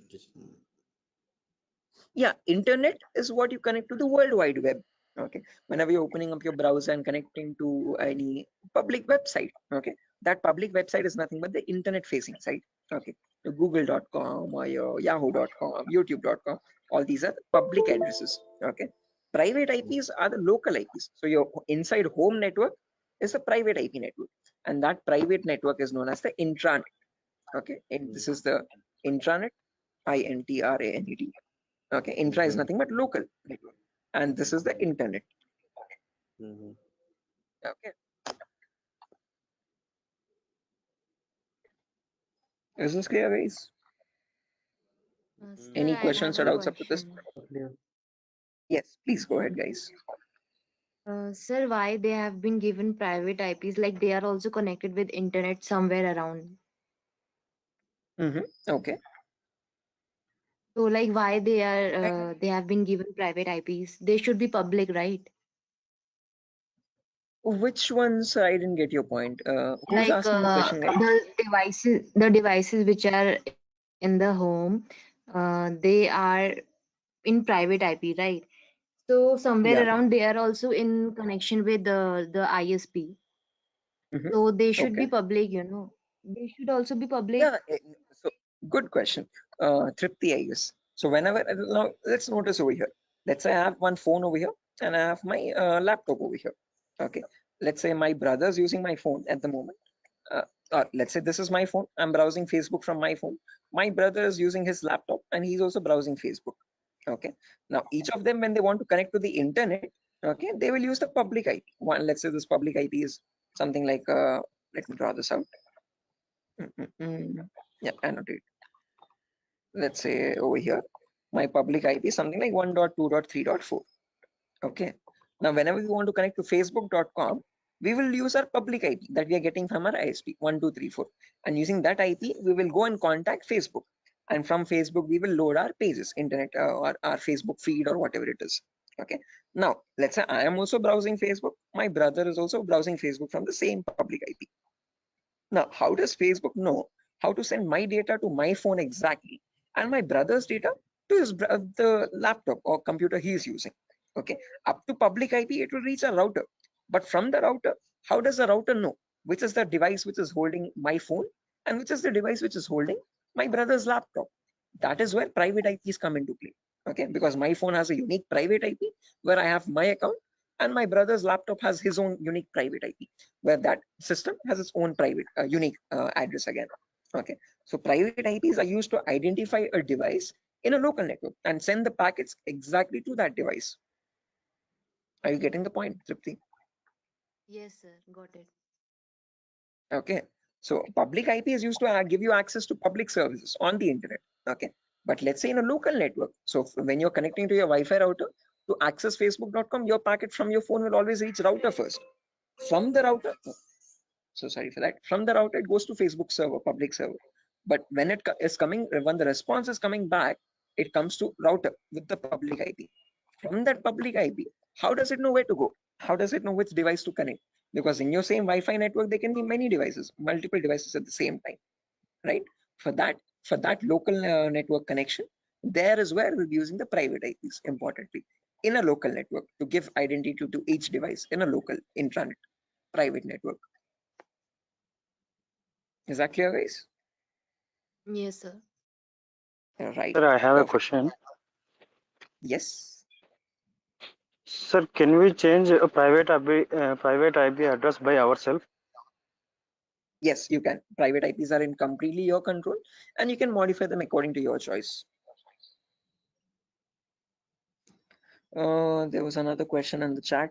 But why you be subnetting? Again, Vidyadhar, subnetting is only a concept to reduce the wastage of private IPs. Again, others who don't know what subnetting is, guys, do not get confused. This is a very advanced concept. We don't need to go into that depth of networking. Okay, but subnetting is where you can divide one class into multiple classes. So Vidyadhar, just to give you this answer, okay, others just ignore this. Okay, this is you could say gibberish for you for the time being. Okay, so Vidyadhar, let's say I have 50 devices in my network, but I'm using class C. Okay, so now if I have my let's say in my organization there are two departments, one is accounting and one is sales. Okay, accounting needs 50 IPs, sales needs 50 IPs. Okay, the smallest class I can use is class C address, but in class C we can connect 255 devices. So if I remove 50 IPs from that, remaining 150 how many remaining 205 IPs are going wasted over there. So what I can do is I can break that class C into much more smaller subnets. Okay, so I can make it into two subnets where in each subnet I have again 122 devices. Okay, if I want, I can break that into 4 subnets again, where each will have again 64 IP addresses. Okay, so subnetting is just use when you want to break down smaller classes and see to it that you're not wasting IP addresses. Okay, so what I can do is I can break this class C into 4 subnets. Okay, with each 62 devices. Each. Yeah, with the other. Sir, actually, I have a question that it is not correct or that we are saying that we are wasting IP addresses or anything else, because sir, we are we have many IPs. We can use it. You can, you definitely can. Okay, but just to So not why get confused, let's say. addresses are wasting? Sorry. Well, let's say Sir, you have yes, 255 different networks, guys. Okay, you have yes, 255 departments. Okay, so for each department you have allotted each network 192.68.0, 192.68.1, 192.68.2. Okay, like that, and in each network you're only using 50 IPs there. Okay, Now let's say you wanted another department, 256th department there. Okay. Now can you use any of the previous networks? Because all of them are already used up from 190 to 160, 0th network till the 256th network. Now if you want to add the 256th network with another 50 IPs or 100 IPs extra, then what will you do is my question. Okay, sir. Okay. Are you getting my point? Yes, sir. Okay, so just like that, it's not like you're spending money or anything, or no, you're not what do you say, giving any charges for the IPs that you're wasting. Okay, but just so that you have more IPs, free IPs left out, which you can allot for future services or future users. That's what I'm talking about, not wasting IPs. Okay, I guess this is Vidyadhar only who's asking the question. Sir, Tarzan here, sir. Oh, okay, Tarzan, sure. I hope this is clear. Sir, hello. Yeah, guys. Biswajit. Sir, actually, I'm unable to get the concept of private and public, because public, you are connecting to a public server like Facebook. You all are connecting to Facebook. So Okay. and they One are second. trying to access. Uh,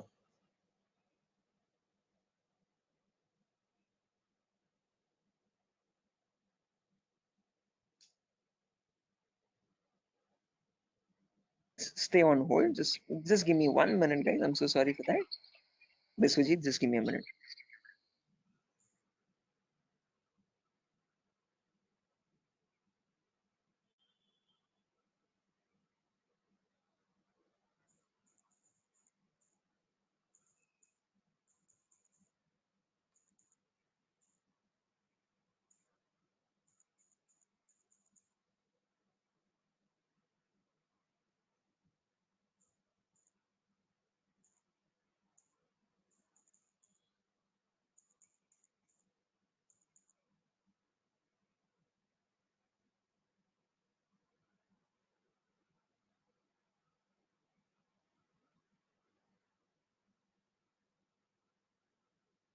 Guys, can you hear me now? I'm so sorry, guys. The Vinayaka Chaturthi thing. But anyways, yeah, Biswajit, to come back to your point again, as I've mentioned, just remember one key point to note is that public IPs are used to access the internet. So when you want to connect to google.com from your laptop, okay, your laptop needs to get a public IP for that. Okay, that public IP is provided to you by your ISP, internet service provider. As simple as that. Private IPs are used for a local communication. Okay, so let's say you want to share files from your laptop to your phone, okay, or from your phone to another phone in the local. okay, understood. So yeah, now when we come to private IPs, guys, again, I guess I was muted over there. As I've mentioned, if you have multiple devices in a local network, now if you want to share files or anything from one device to the other device, if you want to share files from your phone to your laptop, or from your laptop to another phone or so, Like, okay, you don't need public IP, you just need private IPs over there.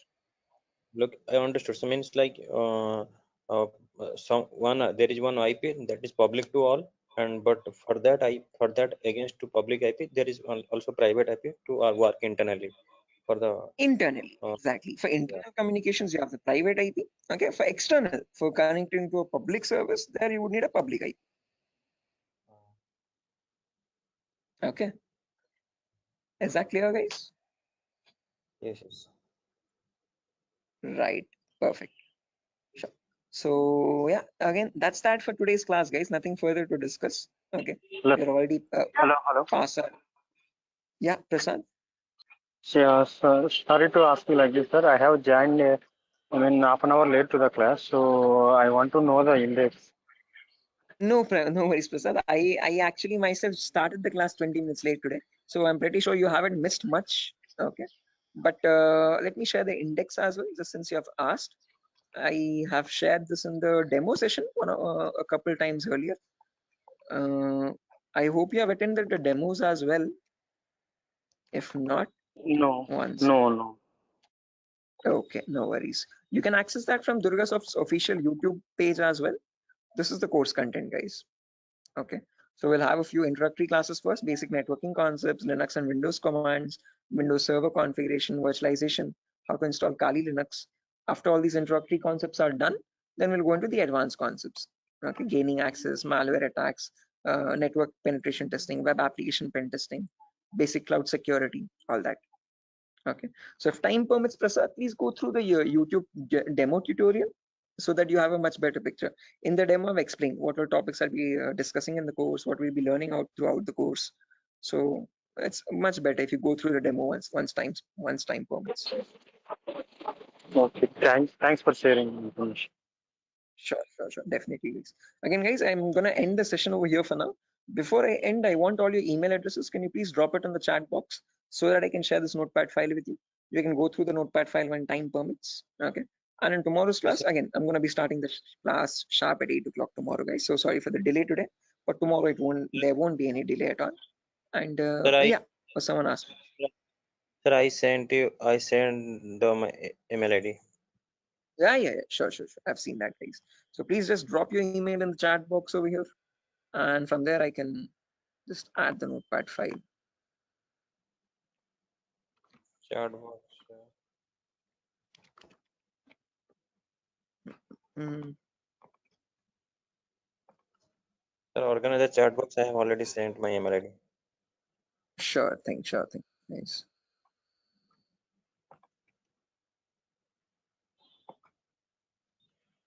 Can we drop your call or can we what? Sorry. Can we drop your call or we have to wait? No. Once you have dropped your email, you can leave, guys. Not an issue. Okay. Once you've dropped your email in the chat box, you can leave. You can join back tomorrow at the same time, guys. Sir, are you gonna send that class from the starting demo session to now, or you will send from the today only? Sorry, I didn't get you. No, I asked you. So the today classes lecture you will send by mail, or you are gonna send from the starting demo sessions? Are you talking about the recording specifically, Biswajit? Or are you talking about just the notepad files? This is the only notepad for today's only, na? Yeah, only today's notepad. Okay, demo. Okay. I don't have a notepad file for the demo. It's just a presentation. Okay. You have the demo already on your YouTube. Okay, but you will be getting the recordings for these classes in a few days, guys. We still need to receive the payments and all. So once all the payments have been confirmed, the link is going to change. So if you have not made any payments yet, please initiate payments. And after that, we'll be sharing you the recordings as well. Until then, you'll only be getting the notepad files. Okay, sure. So I've got over here 1, 2. What is the 3. course fee? It's 8,000 rupees, guys.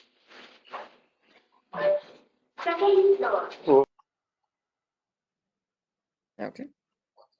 Okay, I've received 4 emails, guys, over here. Okay, sure. So yeah, that's it, guys. I'm going to send the notepad file, right? Sorry.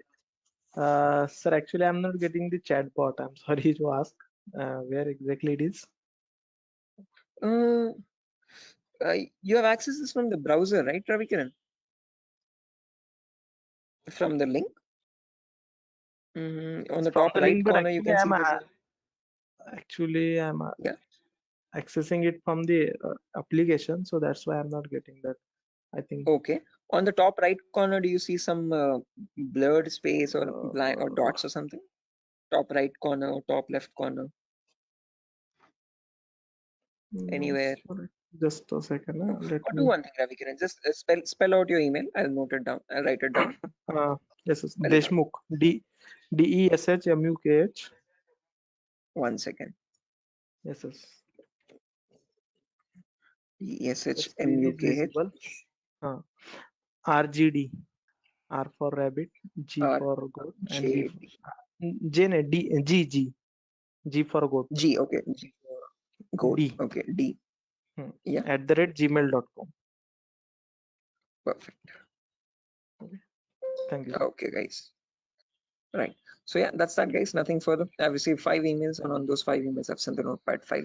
You can access them. And tomorrow's class will continue from where we left off. We'll discuss much more in detail about these private and public IPs. We'll discuss what these classes are, class A, B, C, D, and E. And we'll discuss what DNS and DHCP servers are. Okay. So yeah, that's it, guys. Nothing further. I'll exit the session, and I'll see you tomorrow at the same time. Okay, at 8 o'clock. Okay, sure. Bye bye, guys. That's it. Bye, guys. Thank you, sir. Thank you, guys. Bye bye. Have a good day tomorrow. I'll see you soon. Thank you, sir. Good night. Good night. Good night.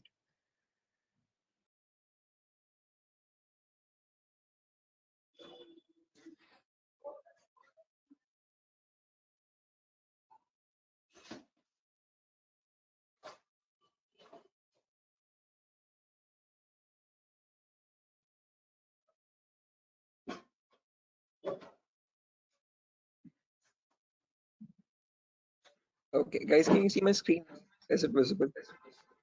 Yes, sir. It is visible. Yes, sir. Right, perfect.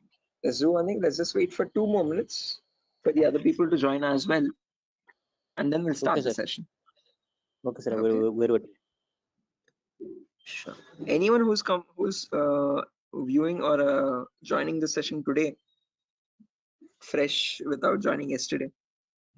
Anyone from that such? Okay. I hope everyone has joined yesterday as well.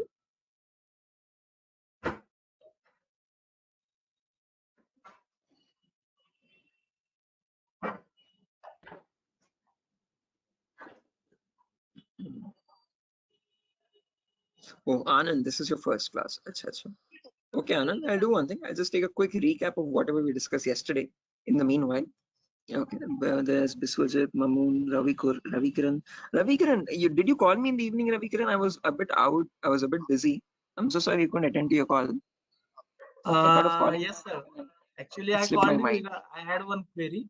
So, so I will call you. Means I will ask you on a telephone call only.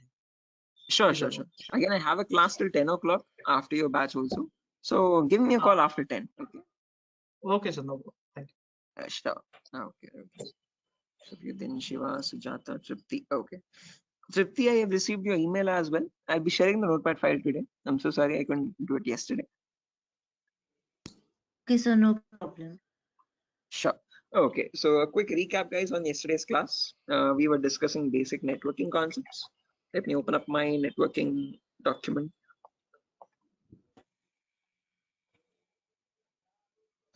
Yes. So again, we are in the first prerequisite concept, guys. We're understanding what basic networking concepts are. So Anand, what we discussed yesterday was basically IPv4 addresses. Okay. So every device has a unique identity to it, and that address is known as a IPv4 address. IP stands for Internet Protocol, and this is the 4th version of it. Okay, the ones which is successfully working even in today's world. It's a 32-bit address basically. What I mean by 32-bit is that it contains 32 zeros and ones consecutively. Okay, and divided into 4 octets, each of 8 bits. Okay, so this is how the address looks like in the binary format. The binary is nothing but the language that computers understand, the 0 or 1 language. Okay, but this is not that human readable. We don't understand it that easily. What we understand is the decimal numbers from 0 to 9. Okay, so what we did or what we learned yesterday was how to convert any binary number to a decimal number. Again, quite a bit lengthy. I won't be going through that. If time permits, go through the recordings. We'll be uploading all the recordings once the payments are confirmed. Okay, so once you're joining and once you make the payment, you can access the recording for yesterday's session as well. Okay, so we have understood how to convert binary numbers to decimal numbers, and from that we got the range of IP addresses. First IP being 0000, and the last IP being 255.255.255.255. These are the IPv4 address range. Okay, and then we learned what is the consecutiveness. So what is the sequence of IP addresses? What are the 2 important rules for that? And then we have seen how many IPs are there in total, 4.3 billion IPs. So where we ended the class yesterday was we learned that these 4.3 billion IPs are divided into 2 categories, public IPs and private IPs. Okay, so this is where we worked up to, guys, in the last class.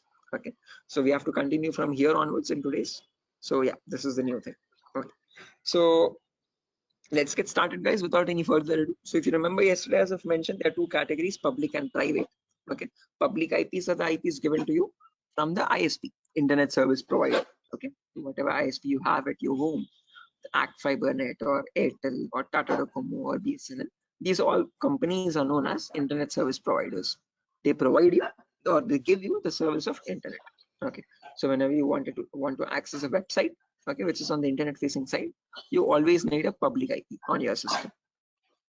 Private IPs, on the other hand, are for intranet, for local communications. Okay, so in your device, in your network, if you have your phone, your laptop, your smart TV, your smartwatch, and so and so, if each of these devices want to communicate with one another, they have to have their own unique identities. Okay, and that local unique identity is known as a private. Okay, now if you remember, I've told you that there are two categories only, but there's one more categorization. All these 4.3 billion IP are again categorized into 5 classes. Okay, why classes? I'll explain that very shortly. Okay, but just to understand, as I've mentioned, there are 5 classes. Let me draw it out and show you. Just a second, guys.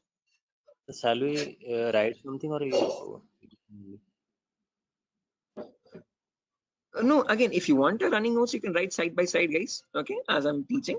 But if not, as I've mentioned, just like yesterday, I'll be sharing the same recording notepad file. So I've already shared the notepad file with a lot of students, whoever gave me their email addresses yesterday. If not, I'll share again. Okay. So yeah, I was telling about 5 classes, as I've mentioned. So this is how your classes are categorized. So if I take this whole big box over here, I hope the drawings are visible, guys. Let's say this whole huge box is my IPv4 addresses, the whole IPv4 range. Addresses. How many addresses do we have in total? 4.3 billion addresses. Okay. Now these 4.3 billion addresses are divided into 5 categories. Okay. So let me draw some smaller boxes. So this is the first class, class A. Then you have class B, and then class C, and class D, and class E. So these are the 5 boxes. Okay. So this is class A, as I've mentioned. Then there is class B. Then there is C, D, and E finally. Now each of these classes again are categorized into public and private IPs. We have already seen this yesterday. So this has some public and private IPs. This has some public and private IPs again, class B. Class C also has some public and private IPs. Class D and class C, there are no private IPs. All of them are directly public. So class A has a few public IPs and a few private IPs. Okay. Similarly, class B also public and private. Class C also public and private. But class D and class E, they have no private IPs. All of them are public IPs only directly. Okay. So if you want to take a screenshot or anything, guys, you can take a screenshot of this image of like a classification of IP addresses, a very simple diagram. Okay. So from this diagram, you can remember which classes have what type of IPs. Okay. So can I clear the drawings, guys, if you're done? Yes, sir. Right. Now, let's try to understand the range of each of these classes now, one by one. So as I've mentioned, the first IP starts at 0000. Last IP ends at 255, 255, 255, 255. These are my 5 classes. And guys, you have to memorize these values. Okay, these 5 lines of data. So class A starts at 0000, and this ends at 127, 255, 255, 255.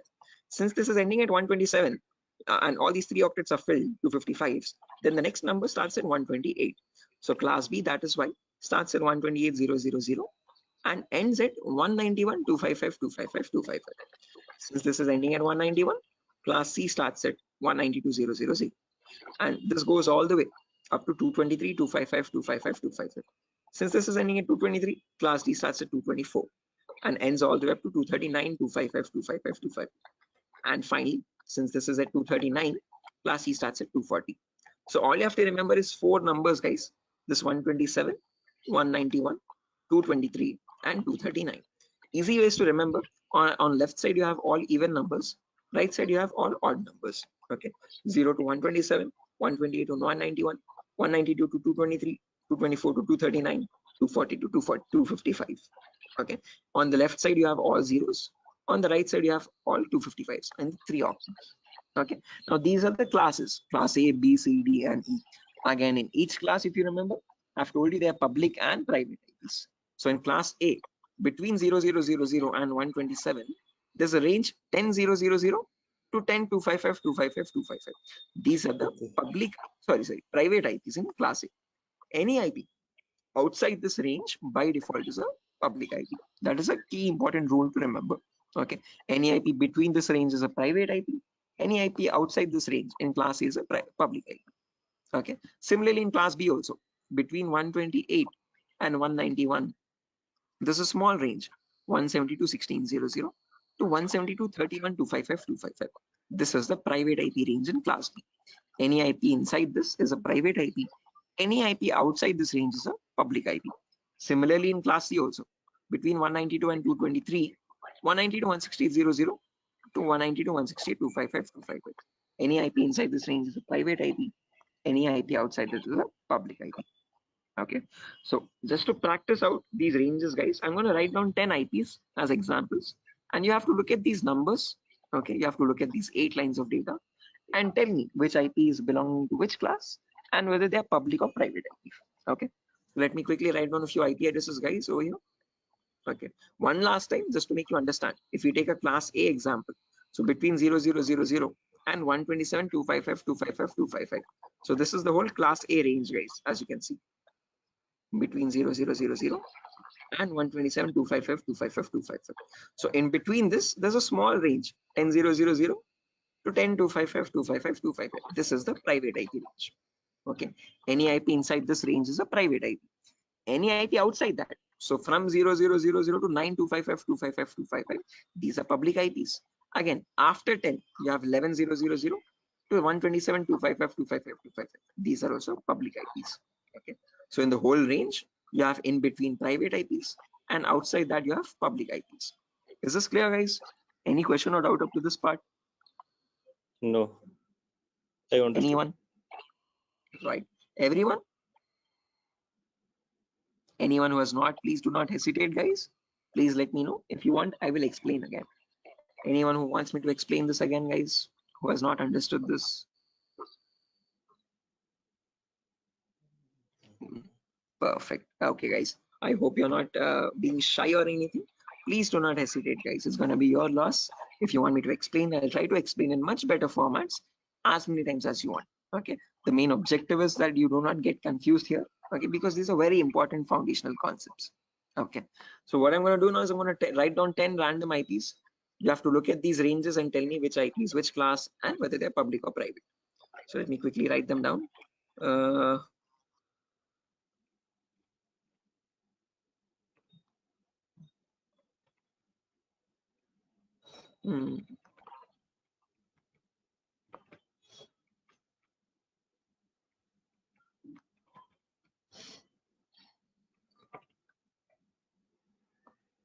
Sorry.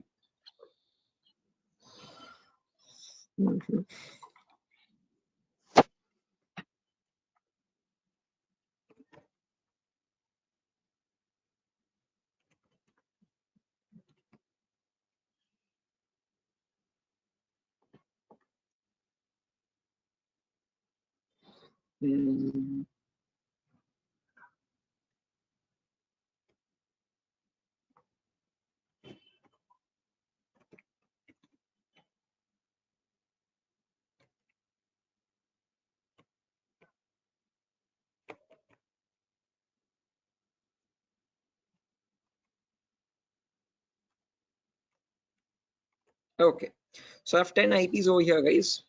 Look at the first IP, 10, 20, 30, 40. Now tell me which class it belongs to first. Class A. Class A, perfect answer. Class A. Why class A? Sorry? Class Yeah, guys, A. right, perfect. Why class A? Because this is 10 dot something, and 10 is falling between 0 and 127. So that is why this is a class A address. Perfect answer. And which IP is it? Is it a public IP or a private IP? Private IP. Private IP. Perfect answer. Why specifically private? Because now you told me that this is class A, and class A private IP starts from 10000 and up to 10, 255, 255, 255. Okay, so the first octet is matching 10. After that, the remaining 3 octets, it can be any number between 000 and 255, 255, 255. So this is a private IP. Okay, next IP, guys. Class C. Sorry, class B. B for Batman. C. C. Okay, C for cat. How many of you say this is class C, guys? Everyone, or any other answers? No, the Class 190 C. class C. Right, class C. Correct answer, guys, everyone. Sujata, was that you who answered first, or Tripti, was that you? Yes, sir. Sujata, okay, right. Okay, after that, now can you tell me which IP it is, whether it's a public IP or a private IP? 192, 168. It's a public. It's a public I IP. guess private. Okay, I have what do you say, conflicting answers over here. Some of you are saying public IP, some of you are saying private IPs. How many Yes, of sir. you are voting for public IP? Yes, sir. Public. No, sir, private. The private, because you have written here 192 private IP class C. Okay, But 192. it is from 168. It is 165. So it should be 192, private 168. public IP address. The Yes, private correct. IP. So you have mentioned over No. OB. Yeah, Biswajit, point is right. Okay, if you take the first octet, 192 is matching, well and good. Okay, but if you observe the remaining 3 octets also, this is 165. Okay, and in private IP, it's starting from 16800 to 168.255.255. Okay,